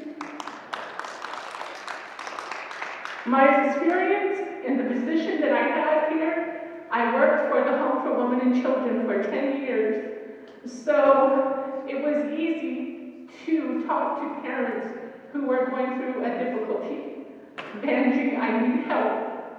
It was easy because I've had that experience. I worked with Sexual Assault Services, San Juan County. When a child is being abused and you have to go through the scan process, I knew the process. I knew how to stand there as an advocate with the parent and the child. I've also worked for San Juan County with drug court and attendance court. If you would have just looked at my application, I don't know why you didn't rehire me back. I see some good in this. I also see where I was pulled out, where I was tripped and pushed on my face. How do you not get any information of how to be recontracted back? I don't understand. I'm hurt. I'm mad. Everywhere I go, Miss Charles.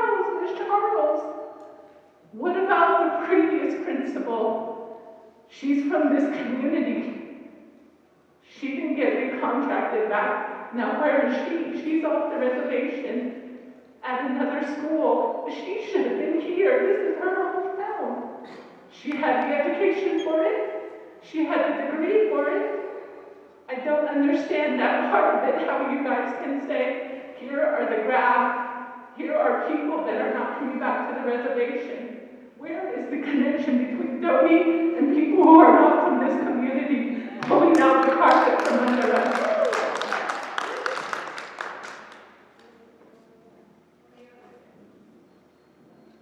Please state your name and your school affiliation. Good evening. My name is Ella Frazier. From Red Valley. My school is a Red Valley School, and I was a former school board for 16 years. And they had this hearing before, and I don't know why it's taking too long, and they're not doing anything. But to begin with, I don't see it. I don't agree with BIA. I mean, Dodie taking over BIE, because they're only saying that why they want to do it is because Navajo students on the graduation rate are A, yeah, that's the only reason. Why do they go out there? When I was a school board, I never seen Dodie out there helping my school if they needed help. They need to work together. To assess higher qualification to Navajo language and history. Where does it come from? It comes from the parents. It comes from the parents. That's where they could come in, not from Dodie educating them. I want you to know, that's where you start. So, I'm a grandparent. I have students my grandkids going to school. That's why I'm here. And I have 5 kids. They all went to BIA school out of Red Rock. And they succeeded. They're not learning BIA. They went to school. All 5 of them, they got their education. 2 of them graduated from New Mexico Tech. And 2 of them from NAU. And I had 2 of them, they graduated from San Juan College and they went on. And they succeeded. Where is the state that BIA are not educating our children?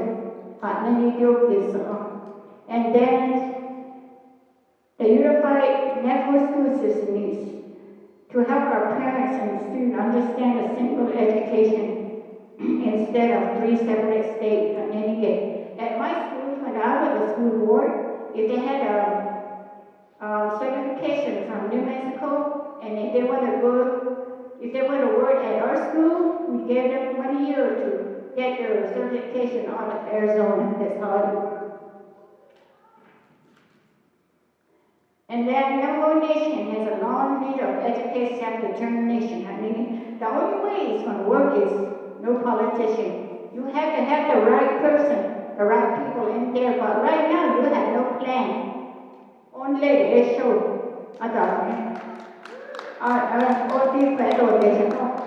How are we going to do better? How are we going to help? There's nothing to that. And then, right here it said, New Mexico, they're fall through the crack, honey. You're just looking at the negative side.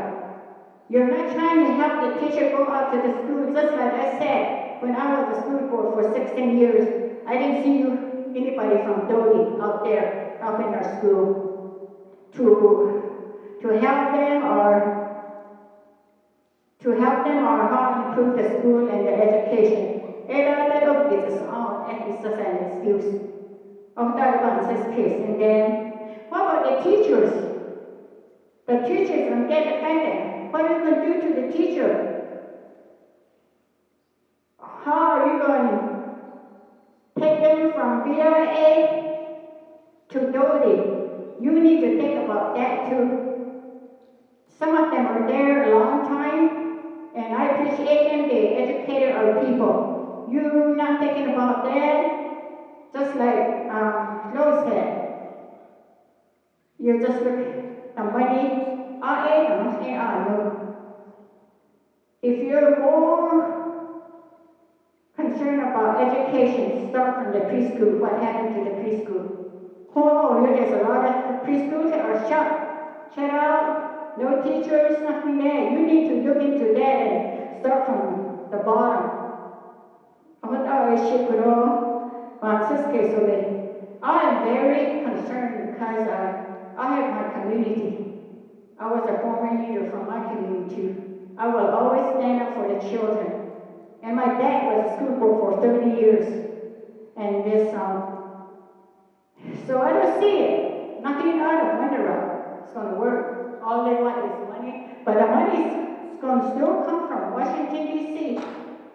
And my school is doing good. The only problem we had is there's too many acting principals. Every meeting that we go to BRA school and help them right now. So I'm not to raise my voice and thank you for putting the comments on there. I'm speaking on behalf of my people, my children, my great children, and the experience that we had.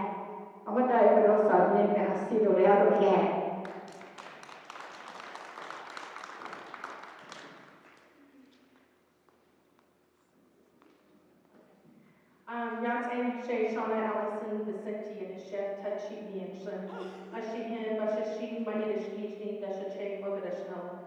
Hello, I'm Shauna Vicente. I was born and raised in this Four Corners area. I went to school in public school and graduated from Navajo Preparatory School. My mother is a long resident or a teacher of the Nunzat boarding school. Her name is Emily Allison. My father, also a public servant to the state of New Mexico. His name is Art Allison. I come from a very strong family of educators. A sister who's at Haskell Indian Nations, a sister who's a principal at Tohatchee High School, and two artists, my younger siblings. So I know the importance of education, and I also know the importance of our Indian tribal sovereignty. Father being huge advocate of Public Law 638. Tribal grant schools already operate at a 100-297. I just want to, hopefully we make that note. We already have showcased that we function. But my recommendation is to Jody, is we as educators, when we go through a process of change, we do entire school improvement models. We do action plans. I really wish I would have saw an action plan today on how you plan to build capacity, because we say that a lot. We say that in the way that we do principal leadership, the training that we receive, even all professional development. I mean, so there's all these models, and when you come before educators, that's probably the most significant. And so when you see PowerPoint and you see what we could do, let's put it into critical actions and actually do root cause analysis and go through the school improvement process. And so that would be my biggest recommendation to Dodie and the team. Because if we're required of it at our level, in everything we do, we have to come with benchmarks, we have to have objectives, just to make one institutional change, then I feel like we probably should have seen that today, so that would be a recommendation. Not to say that I'm not supportive of it. I really feel, you know, even as me as a young educator, I graduated from UNM, I have my master's from NMSU. I want to be part of the change. I want to be an advocate for our people, and I know we have capacity, but we need to also remember to use the systems that are in place for us already, and especially educational models. There are so many that you could use and apply. The next is, we just quickly did an analysis of who and what will be impacted, and I understand that the cost is not to take from our schools. I hear that we're still going to be allocated as our as we're, hopefully we still are going to be viewed as public law entities of 100-297. I'm going to trust that in that process. But when you look at what you're proposing with your costs, it's this page of what will be impacted. I brought my business director of finance, and he went and calculated all your numbers out. We still are not even going to be competitive. I mean, we're saying we're going to increase our FTEs in business and finance of 14 people with a $704,000 budget. If you were to average that out, that's a salary of $46,973. So we want to know, it's like, if we truly want to bring our community back to, we've got to also pay the salary that they earn and they deserve. So I almost feel like we're doing a little disservice with our numbers and the number of FTEs. So we might need to look at that and recalculate that.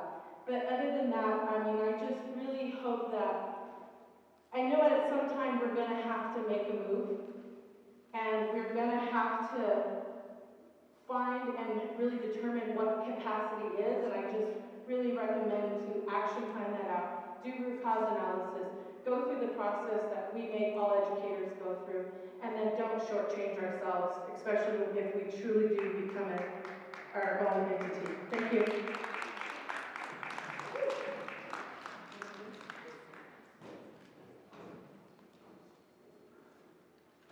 Thank you. Next, please state your name and the school affiliation. Yeah, thank you, Valerie. Valerie Hasisa.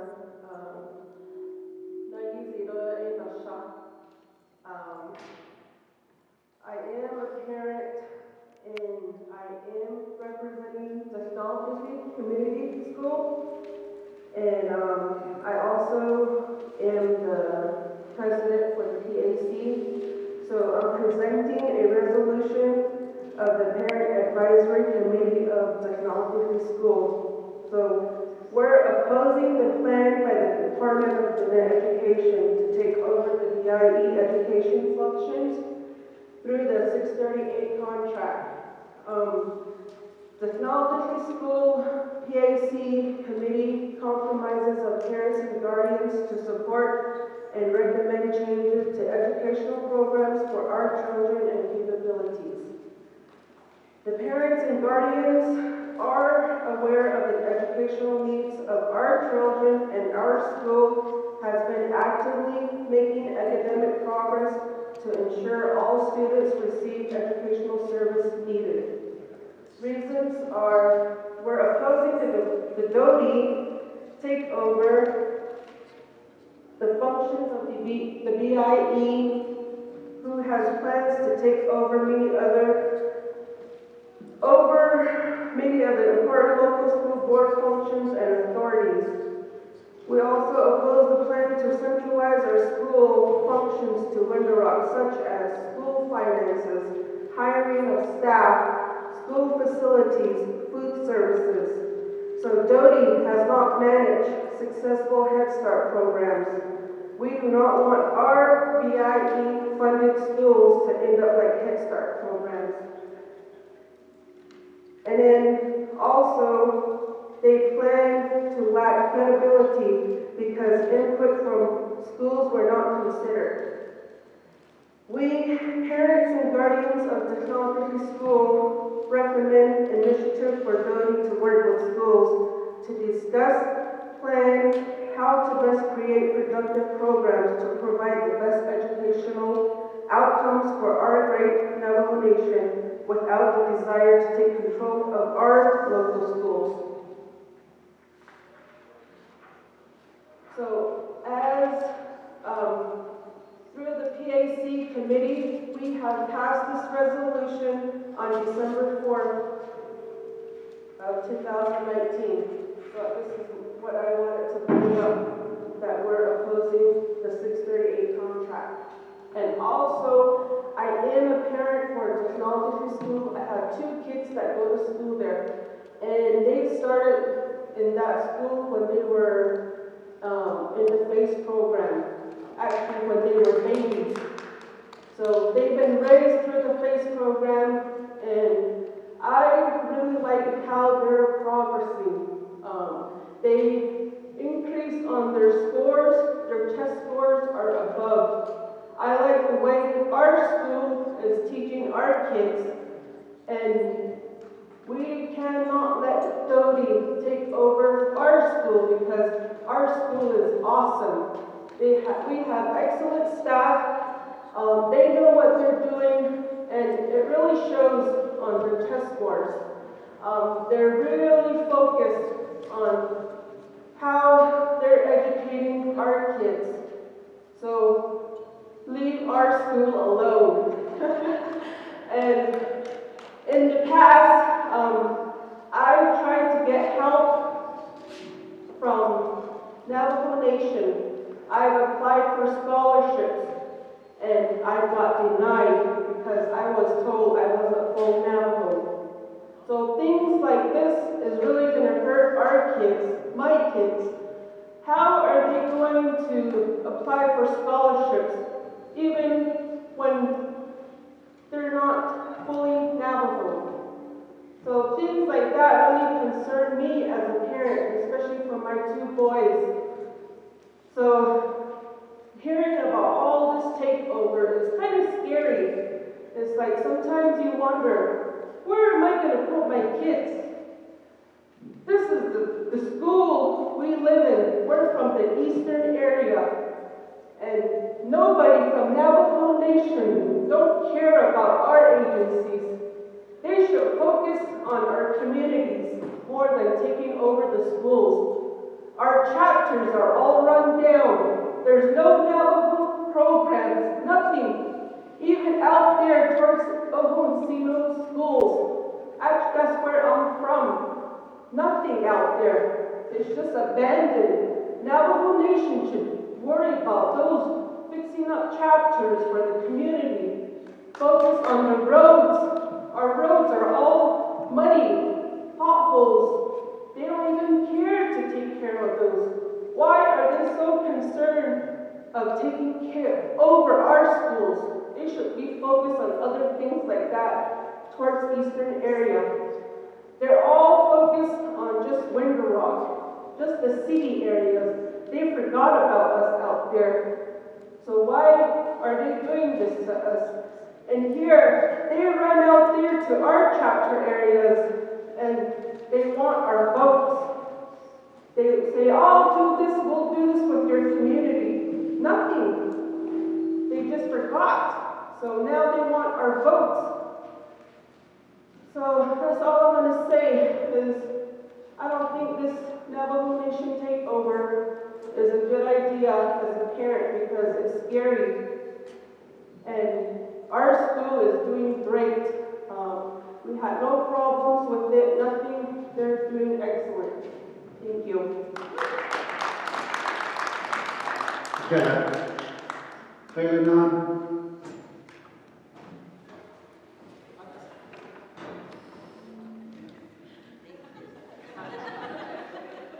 State your name and school affiliation.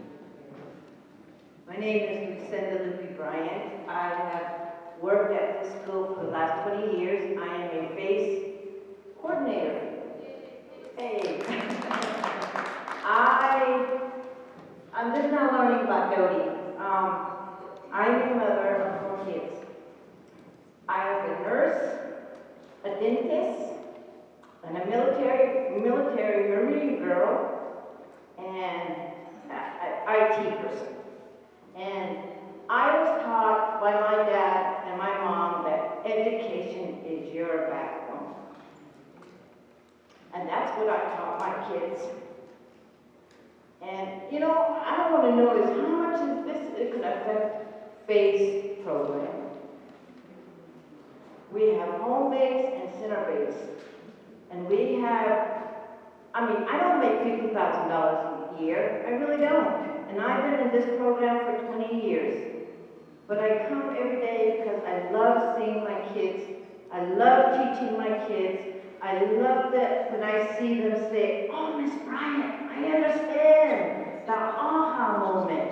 You know, that's why I am here. But I'd like to know is how much is that going to affect the FACE program? Because we are the stakeholders. My kids come every day good school here, stay here. Your kids are gonna learn a lot, you know? That's my question, is how much a Doty is gonna affect the base program. Thanks.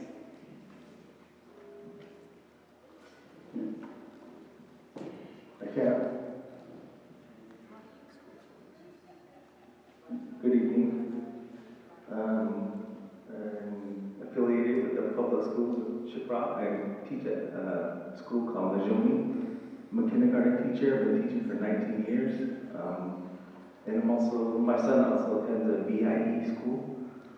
But my comment is that Doty they need to flex some of their sovereignty muscles.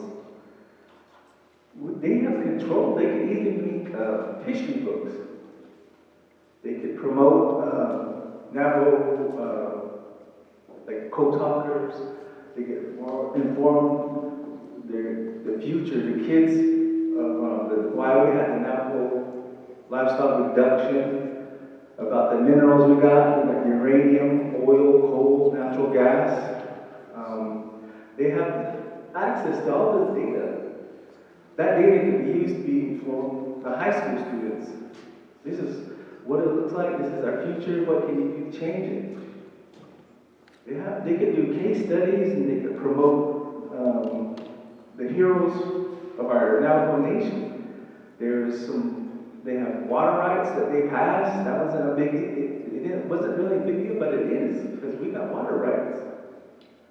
So they need to flex some of that sovereignty muscles and print some history books, and that you can have power to influence information.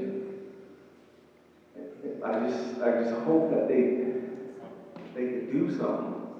Show us. I mean, if you lead, I'll follow, but you got to show us something. Show us something. Here you go. Before I give it to the next, I just want to make a national announcement. The House passed the Esther Martinez Native American Revitalization Act.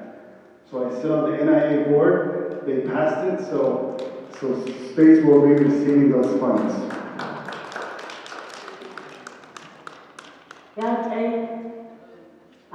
I'm in between Seattle. I represent NISD chapter. Nishini ma idishkishin shiro chishabashini. Na kaido na dashachedo hana ni dashache.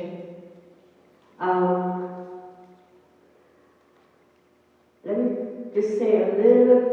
I work at Technology. I'm Technology on the board there as a secretary. I've been there going on 5 years. I worked there at the school when it was BIA back then. We had a lot of problems when it was BIA. And I had some bad experiences there. I don't regret schools, it got better. Things got better. But I'm proud of our school. Our school is doing really good. Administration, doing a good job. All our teachers are doing a good job, and they're young people there, and I'm glad to be at that school. The resolution, I'd like to give it to Doty. Resolution of the Technology Community School. Opposing the Department of Education, Doty. Public Law 93-638 contract proposal to take over the administrative functions of the Bureau of Indian Education as Doty.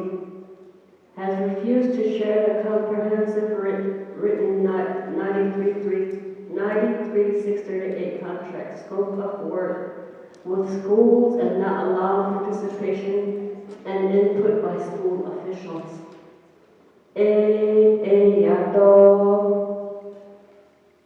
I wish more schools were here, especially BIE staff and other grant schools, for them to know what really is going on. And I am very proud that the foundation is trying to, we try to educate other schools about this, what's happening, but right now it's getting close to it, so I hope things will work out well. Thank you.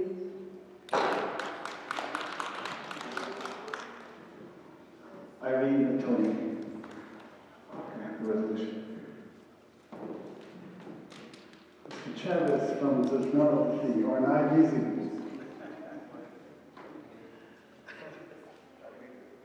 I'm not going to read the resolution.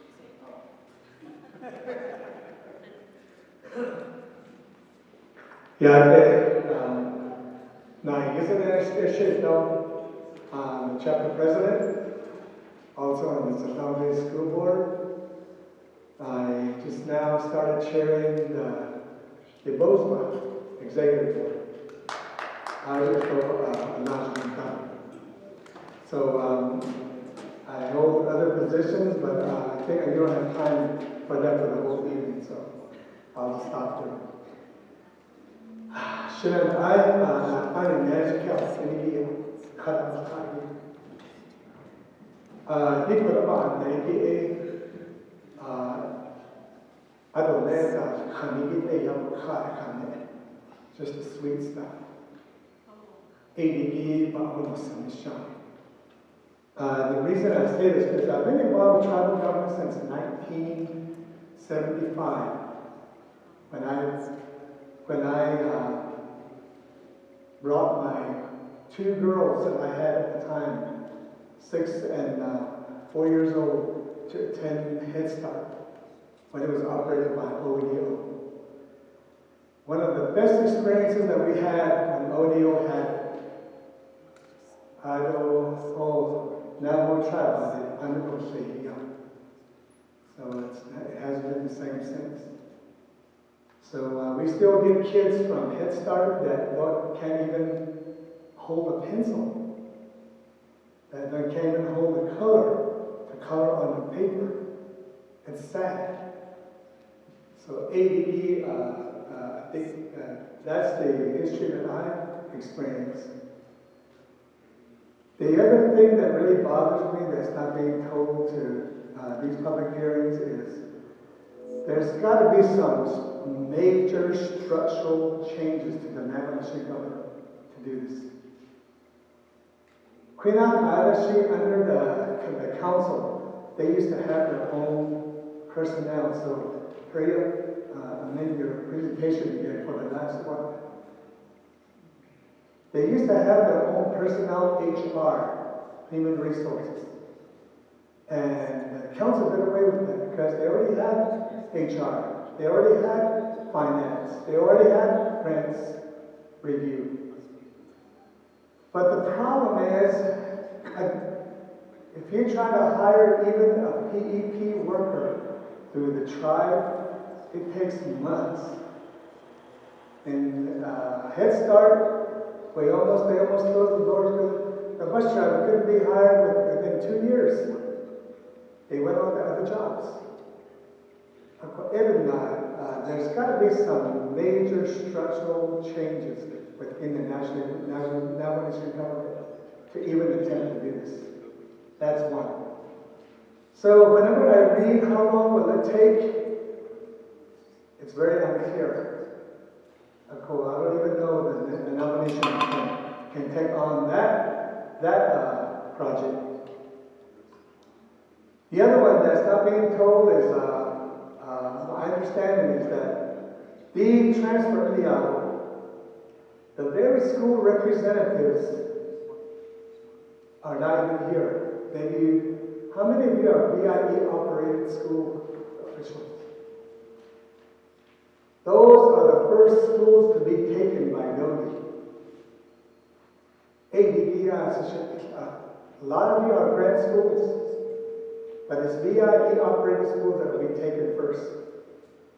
And yet, if you look at these public hearings, nobody from VIE operated are there. At this count, the last meal is kind of school board, that's the thing that is not being told. The other one is, since the reduction of 88 council delegates to 24, the quality of leadership is really in question right now. There is too many things that were stacked on committees. Health, education, and human services. HESI. They're the one that's going to be making a decision. Can you imagine how much work that committee has in health, education, and human services? There's a lot. Those poor guys or ladies and gentlemen have to spend nights and nights and days away from home, attending meetings. Just the health and education is a humongous issue. So that's the thing that really bothers me is a lot of them are young, a lot of them are new, a lot of them don't even know the impact of such a contract. The other one is, I think, correct me if I'm wrong, Wendy, but I think at your presentation in Window Rock, you were saying that teachers' pay is going to go down. Teachers' pay is going to go down. Well, we're already having problems recruiting teachers. So what's going to happen? It's going to be a mass exodus of teachers. This year, just the other night, Governor Grisham, by the way, using oil and gas money that she is so much against, they're going to give another 4% raise to public school teachers this year. So here we go. BIE schools and grant schools, you're really going to start jacking up the pay for teachers just to keep them. 4% out of the New Mexico state of Mexico. They're going to give that much money to education here. How many heard that? It was on the news. For ADD, I think those are things that are reality checks that these presentations has to make.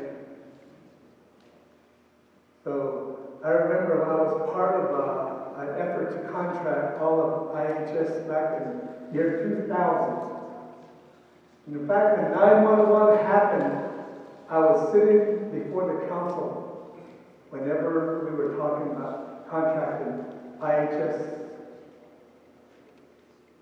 You know, the council does not realize that they wanted to put nurses on the same pay scale as PEP workers at that time. It kind of really makes you wonder what the mindset of a lot of these people are. There's no way you can get a registered nurse to come to Navajo just on that pay scale. I did get teachers on that. So basket.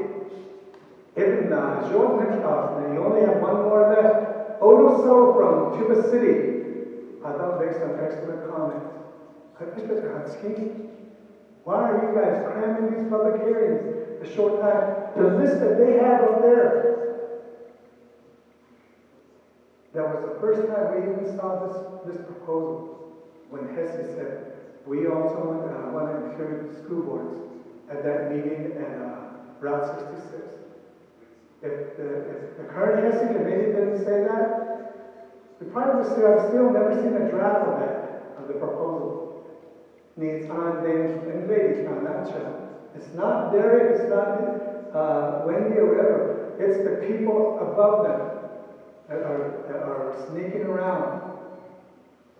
The DD, I said, should be well, I was hoping that I would have Tim Manali here at least to answer some of those questions.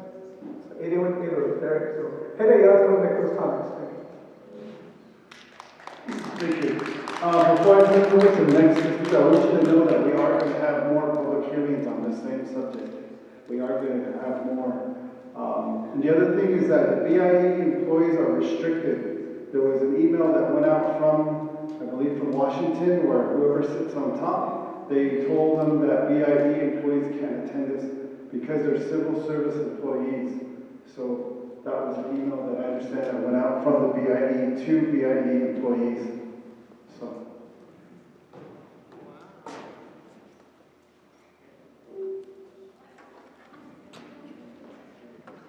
Yate, she Western Agency, they not for the next year, I didn't get to the city in Hania DJ.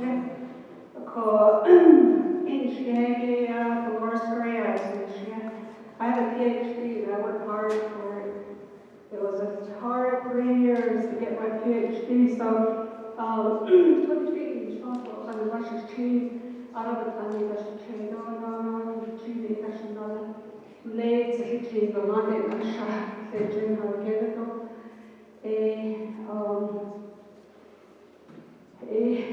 Kenya Kade Board of Trustees Navajo Technical University Navajo Board of Education ito asarta si a couple on the larger scale in not just the BIE, the tribal grant schools, and later public schools, we celebrate their graduation from high school. We celebrate all the Gates Millennium. We celebrate all the chief manitos. We celebrate those that get scholarships from the actual universities.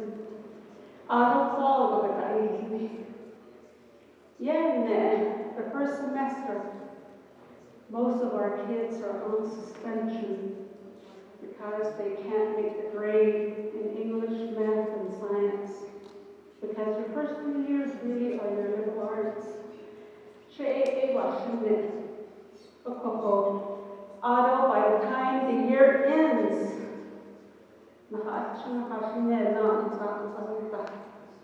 even though the Gates Millennial, the Chief are all academic scholarships, but they lose them, so they're not able to compete at the university level.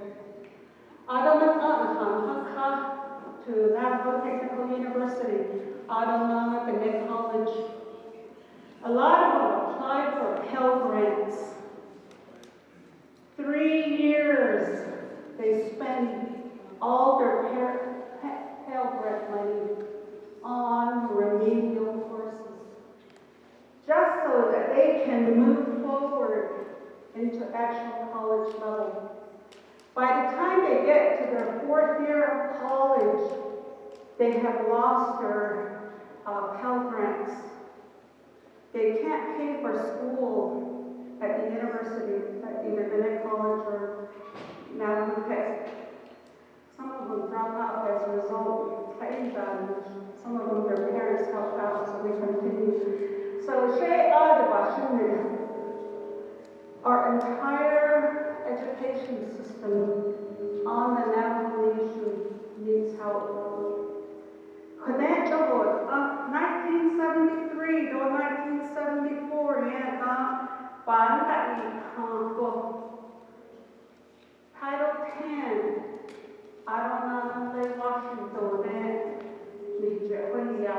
so that we can begin the work process of taking on our education system. Because there was no money to do it. There was no seed money to be had to be able to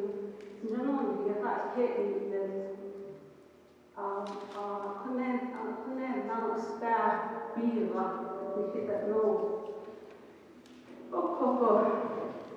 I have to be thankful to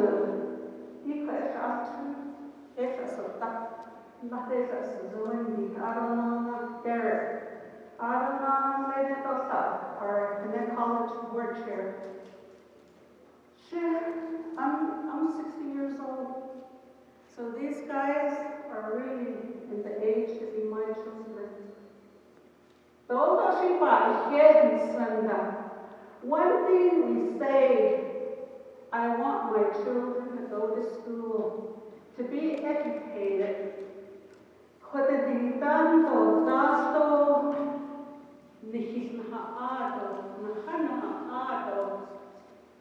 There's one sitting there.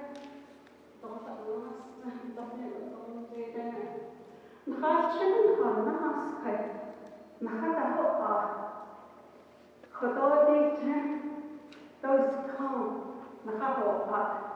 sure, these are Nahabakan case on Kaigi, the Hishe Hainusan, the Hisin Sok case.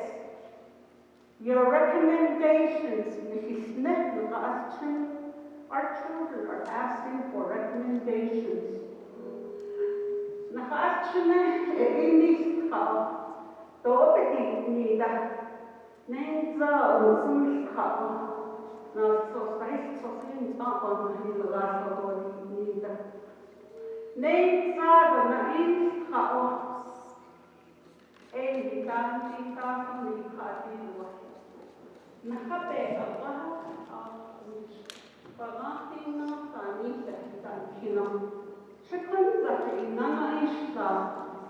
From here, you take life forward. That's what our grandparents have told us. That's what I know my mom told me, my grandmother, and that's what our children are doing. So the way that I understand it is our children is asking you for recommendations. Some of even in tribal leadership positions. Are there added recommendations? Are there other things that they should be doing? And I enjoyed the young lady's presentation where she said, we're educators. This is public comment. Come to us and with those problem-solving techniques, the educators, that's a good recommendation, I thought. I would learn from it. Structurally,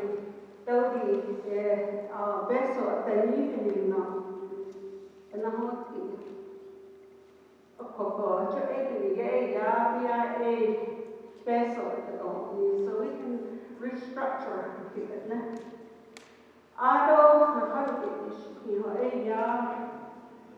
The education, what the proposal is to take it out of under the Navajo Nation. Because it asking be the Wasto. And like the Navajo Nation government. And now to even now. Because it asking be the these Head Start, now it's a lead up in over here. Let's develop the structure. Jennifer Smith. So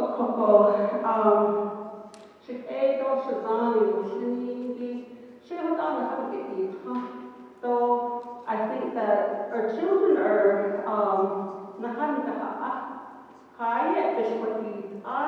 let's plan with them.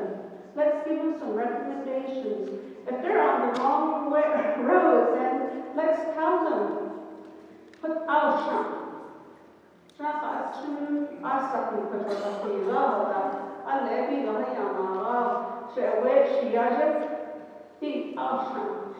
let's do this, Janita.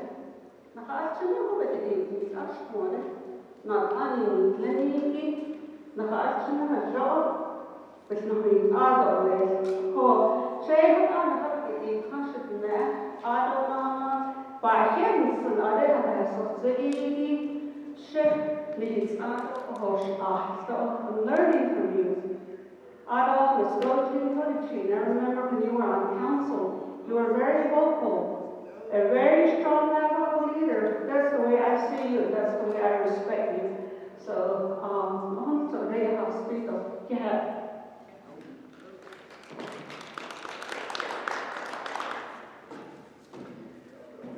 Thank you, Doug. House Junior chef, the content, and I guess I'm shot. The never thought also they go Tanzkin is now 20 bucks. touching I wanted to, first of all, thank Derek, Wendy, Craig, Dodie, Matthew. These guys are doing some really tough work, for sure. And the information that they are compiling and coming into the community to share with you. I work at the Office of the President Vice President as the Deputy Chief of Staff. And so, as you saw on the presentation, October 23rd was the meeting that occurred between Dodie as well as the Office of President Vice President. And from that meeting, and a week later at another meeting, the President had requested these public community hearings to occur. The primary purpose for that request was, one, that Dodie comes out to the communities and shares the information on their plan with everyone. And as you were informed earlier, these community meetings have been occurring at different locations. To the city, where's the other one? Little Rock, Crown Point, and then tomorrow we're at the Nate College. And the purpose of that, like I said, was to present information to the community on what Dodie is preparing to do or what they're receiving information on, the impacts and things like that. The other purpose for these community hearing requests from the President is that the President wanted to hear from the communities about the concerns related to Department of Education's plans related to the 638 contract schools. And so based on that information, the feedback from the communities, the information that's being presented to the communities on this, that was the purpose for the President's request to have these community hearings. And so rest assured that the comments that you're presenting, Ms. Torricini and others in the community, will be considered by the President, as well as communicated to Dr. Benali and others at Dodie. And so I wanted to mention that, and also to thank all of you for coming out for the community and presenting information that's being recorded, that our Office of the President Vice President staff have participated and sat in on these community meetings. And so all of this information is going back into the decision-making process. And that's the purpose of the request by the President to hold these community meetings. So with that, I wanted to thank all of you for being here as well.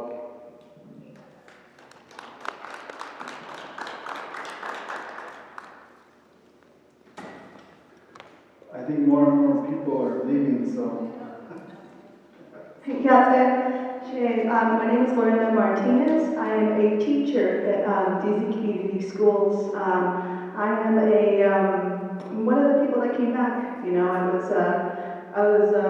went to school, and every year I went out for a scholarship, and my goal was always, come back and teach my people. So, I did. I came back to teach my people, and it took me a long time to come back. I was, I pursued my bachelor's, I pursued my master's degree, and, I married my husband who took us to Colorado. So I was gone for a long time. So you can imagine, when I came back, I was born and raised on the reservation. And so that was a culture shock for me to come back as a teacher to realize that our students don't have enough money to wash their clothes, to get clean clothes to the school. As an educator, we have a huge drug problem on the reservation. So when we look at our test scores and we realize that our students are not performing as they should, it's like when you're a teacher in the classroom, you think that this child is suffering alcoholism in their house. This child has family they have meth in the house. They have these things, and it's like, where do we start from there with our children? Because their parents couldn't afford electricity, so their electricity is turned off. So they can't have. So my recommendation for this, coming into this and trying to learn the process as a student, I'm a student. There's no glossary in here. I didn't understand a lot of the acronyms and the jargon that was put to us. The capacity, the definition of capacity as a reading teacher, when we are going to be teaching students and it's content that is new to most of the people here, we should have an in-depth glossary to really let us know the background of this information. The Rosebud Sioux Reservation, yes, they did it, but I want some background information about them. How has their school improved since they implemented this plan? How long ago was it? What is the results? What are their students' results since they implemented going into the tribal takeover? What happened with that? I want information about that as well, because we need to go into this informed, because I'm still confused. You know, I want to understand how, you know, the language immersion and how we can save the language. We got a language grant, and we still haven't gotten the results of the proficiency of our students in Navajo language. How are we going to teach our students if we don't know, quote unquote, who's proficient in Navajo? We're all novice students, but how can we prep our students and be able to teach them the way we're supposed to? And on top of that, we have the Navajo Arizonas, we have the New Mexico Arizonas, we have the Colorado Arizonas, Navajos. It's like, we can't even agree on how to say what, fry bread? We can't even agree on how to say one word. How are we going to agree to teach our students in the same way? We have coyote stories that have different origins from different areas. So you want to bring us Navajos together. It's like, how is that going to happen? You know, and what is the contingency plan behind this if this doesn't work within the years? What is our backup plan if these things are happening? How are we going to get the resources of our teachers? Because, again, we're talking about building capacity when right now we're still struggling to find special education teachers to come in. I would love to find out how we're going to get those special education teachers to our school. I would love to find out how we're going to bring more teachers to come into our school. And on top of that, what about the Head Start? When I was in Colorado, I have to say that Colorado has invested so much money in the early childhood program.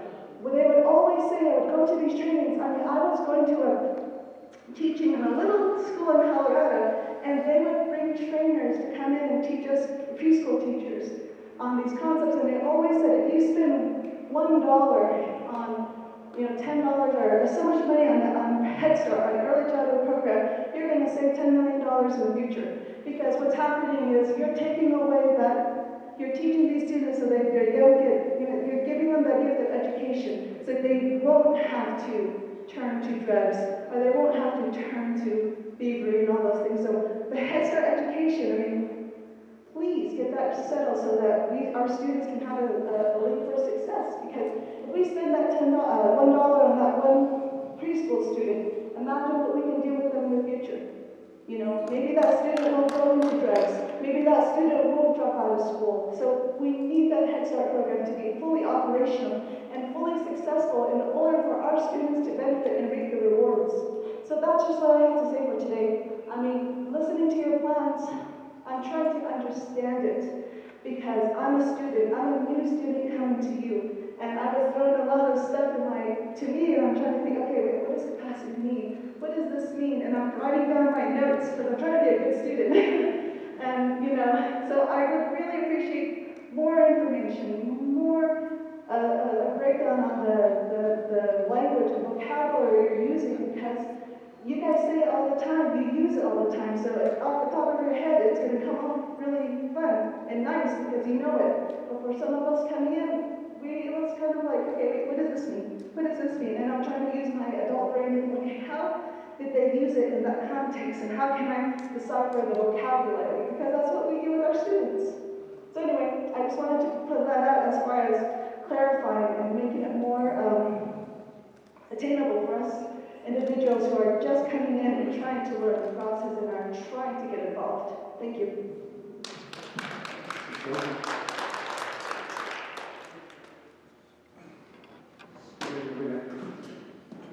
Please stay to hear the other.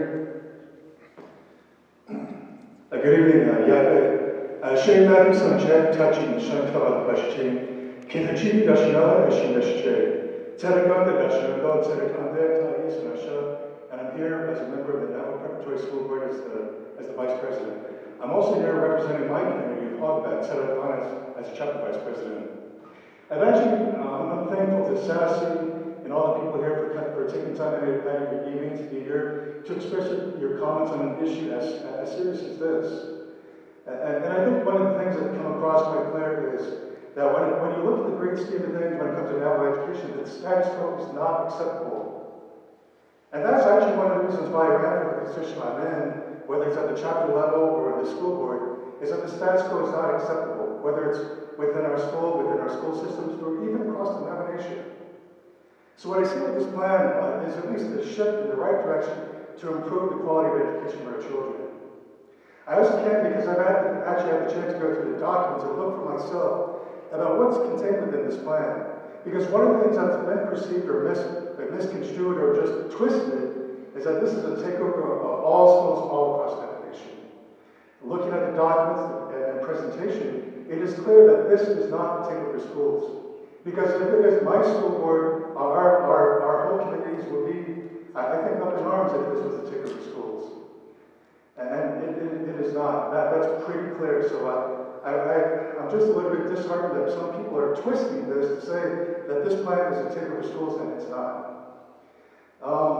What this also boils down to is who's going to be in charge. Because at the end of the day, whether you're a grant school or even VA school, whoever is in this position of VA central office is the one that we have to do our reports and stuff to. Because there are a lot of things that we're dealing with at the school level that we really are not an issue, whether it's for us, it's whether we have to comply with the requirements of DIP or comply with the requirements of nomination government or even DOTI.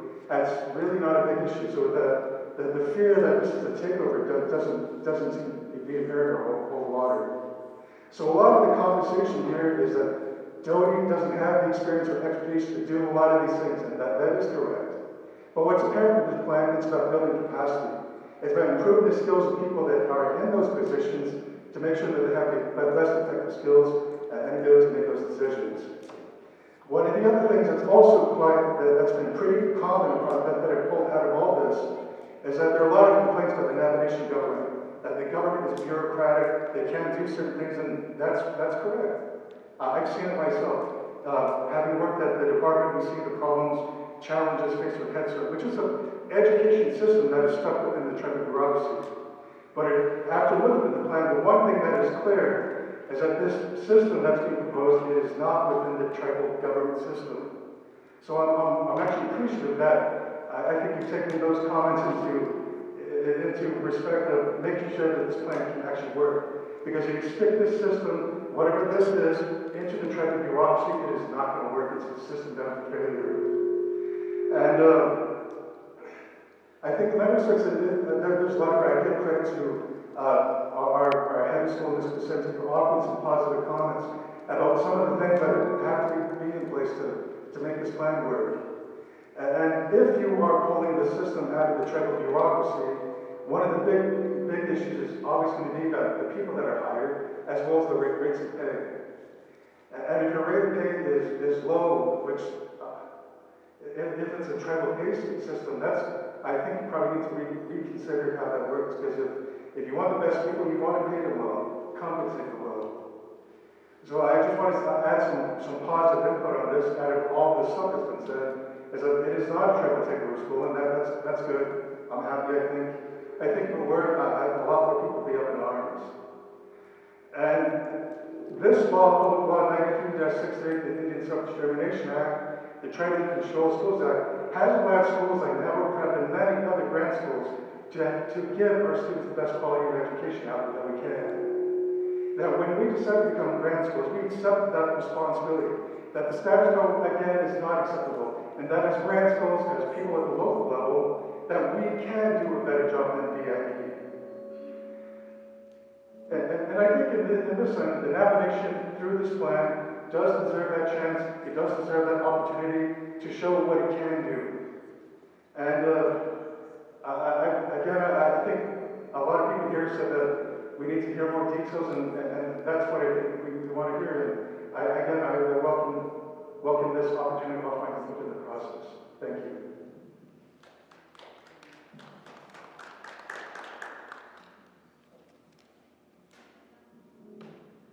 How many more speak so I can schedule them to wrap it up? So one more, and then we'll wrap it up. Last time I said that, like 10 hands in a row. Hi, my name is Alberta Mitchell, and I teach computer at DEC school. I was just kind of looking at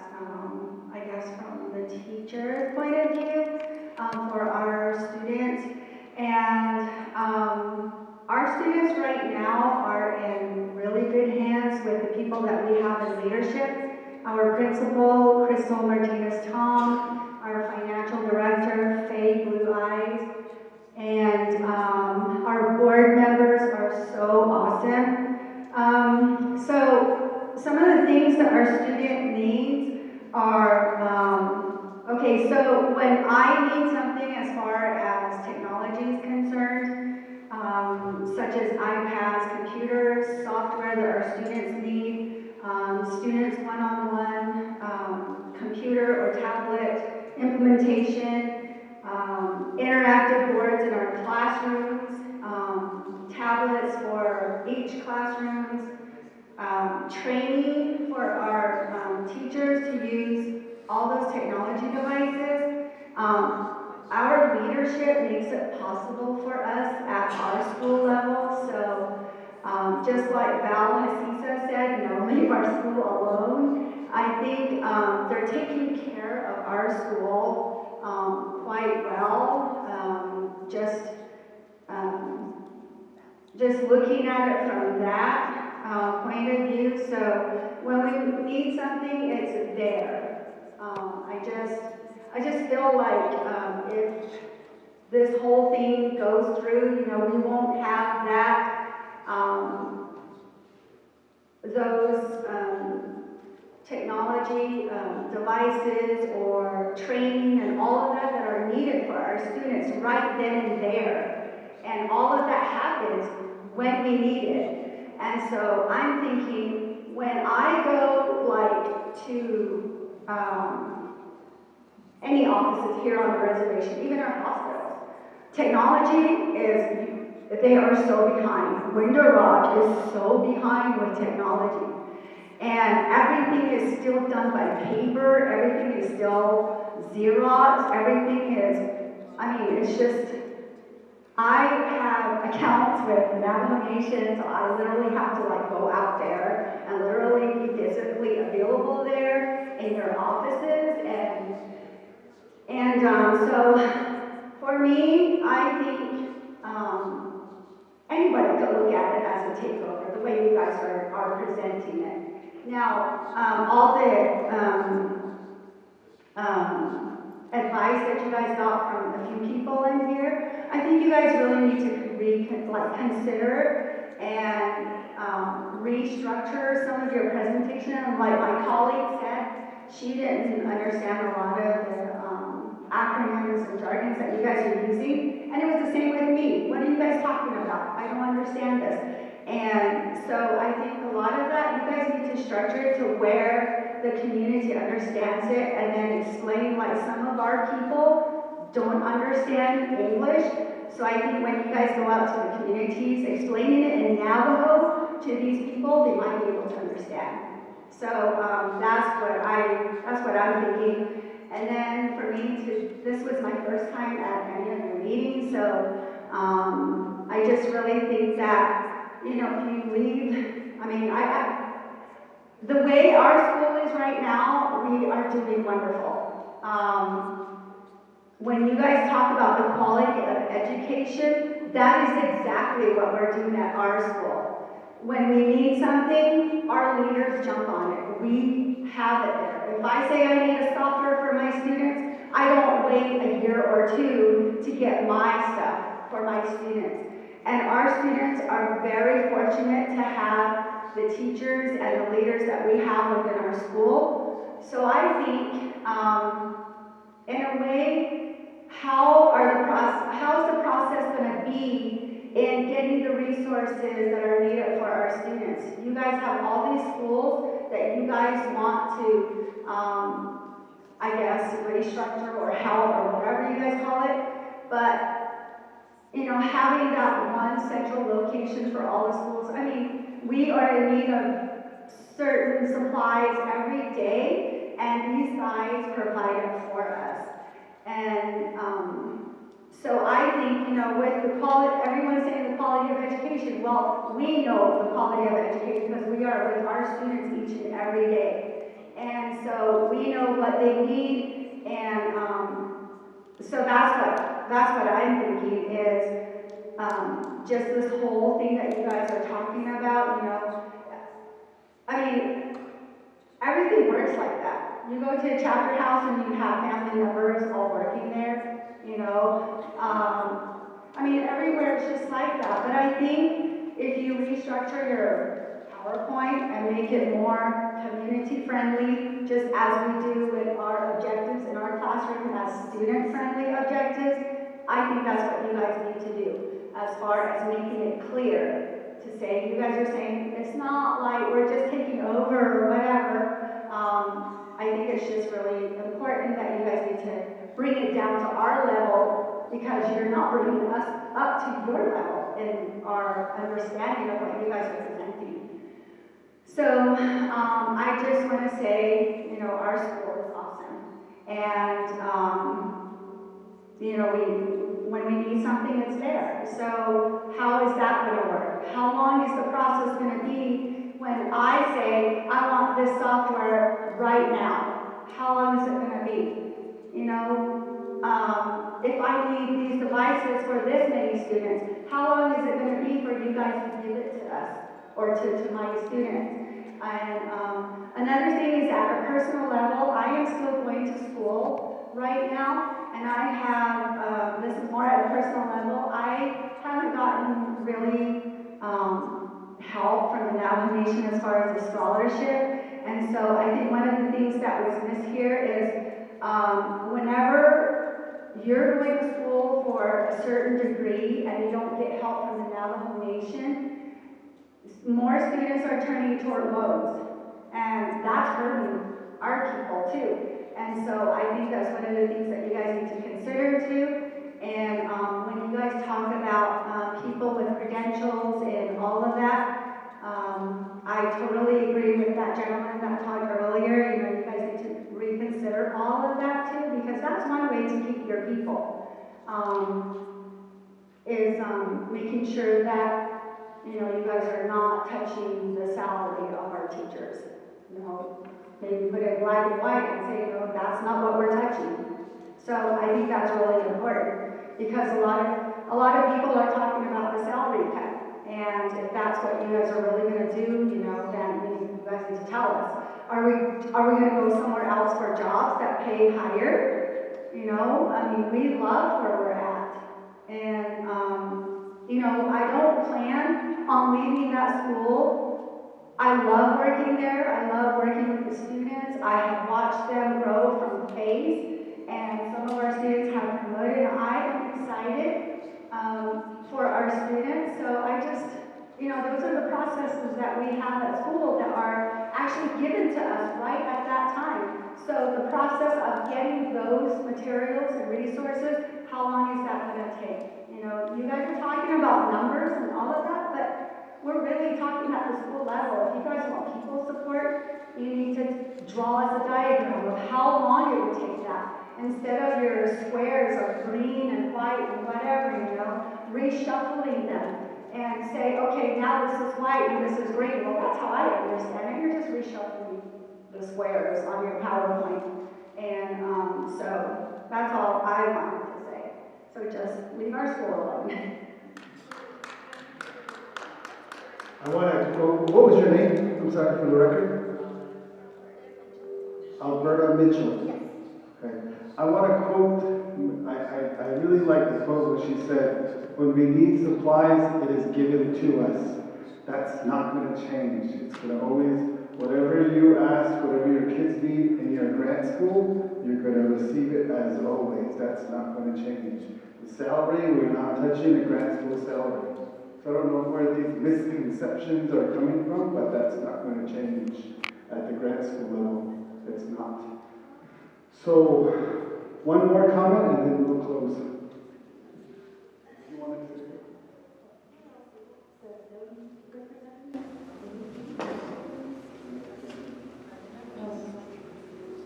Okay. So, I was looking through the PowerPoint that you guys made, and one thing I thought lacked was identifying all the rural communities, or all the communities. They're all represented in numbers, but really I think they should be identified by community name. and published in newspapers, so the communities know that their schools are being affected if this plan were to be in place.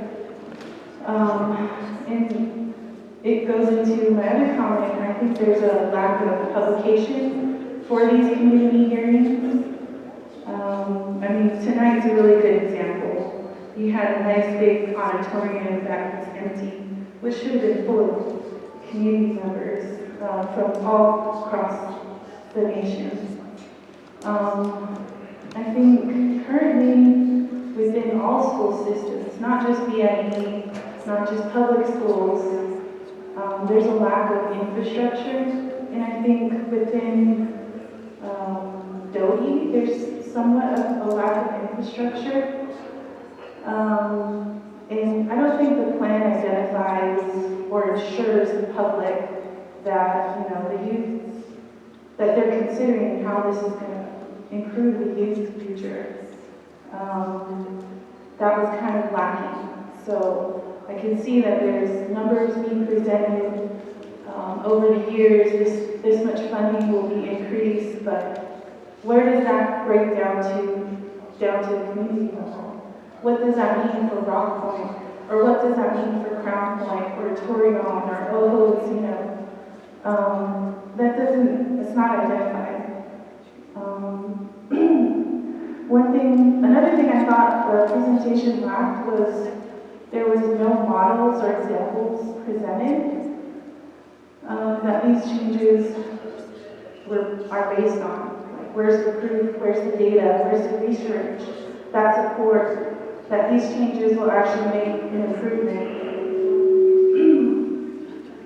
And where are the actual plans to tackle the current DIE deficiencies? Have those deficiencies been identified in this proposal, considered, identified, and yeah.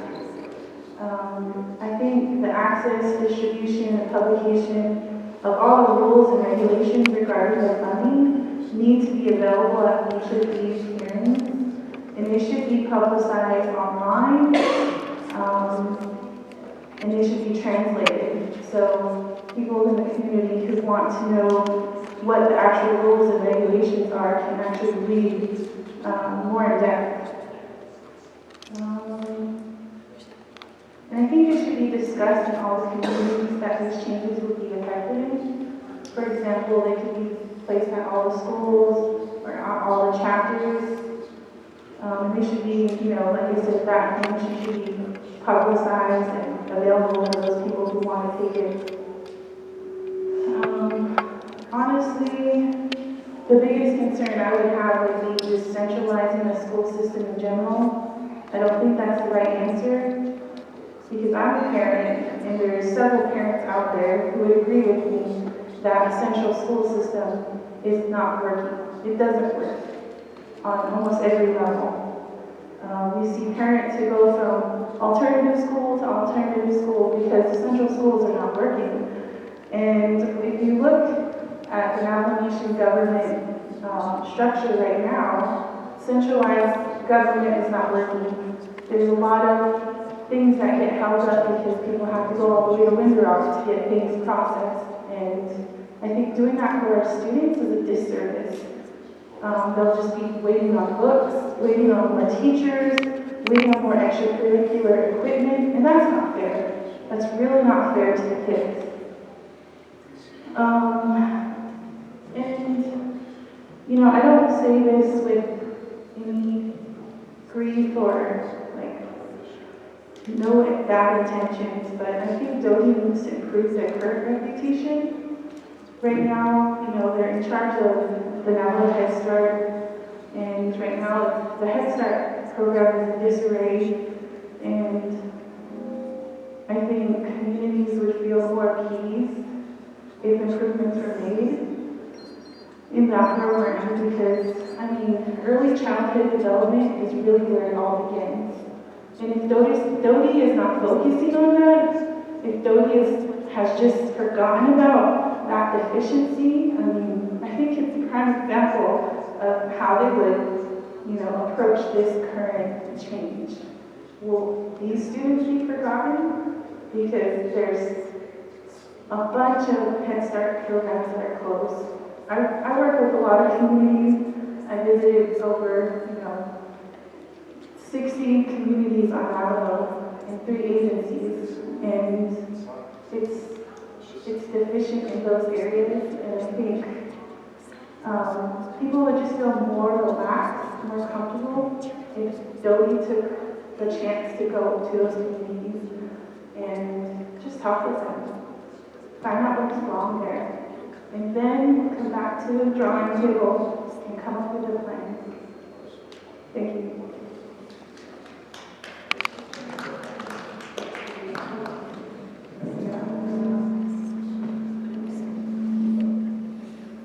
Okay, that concludes our last public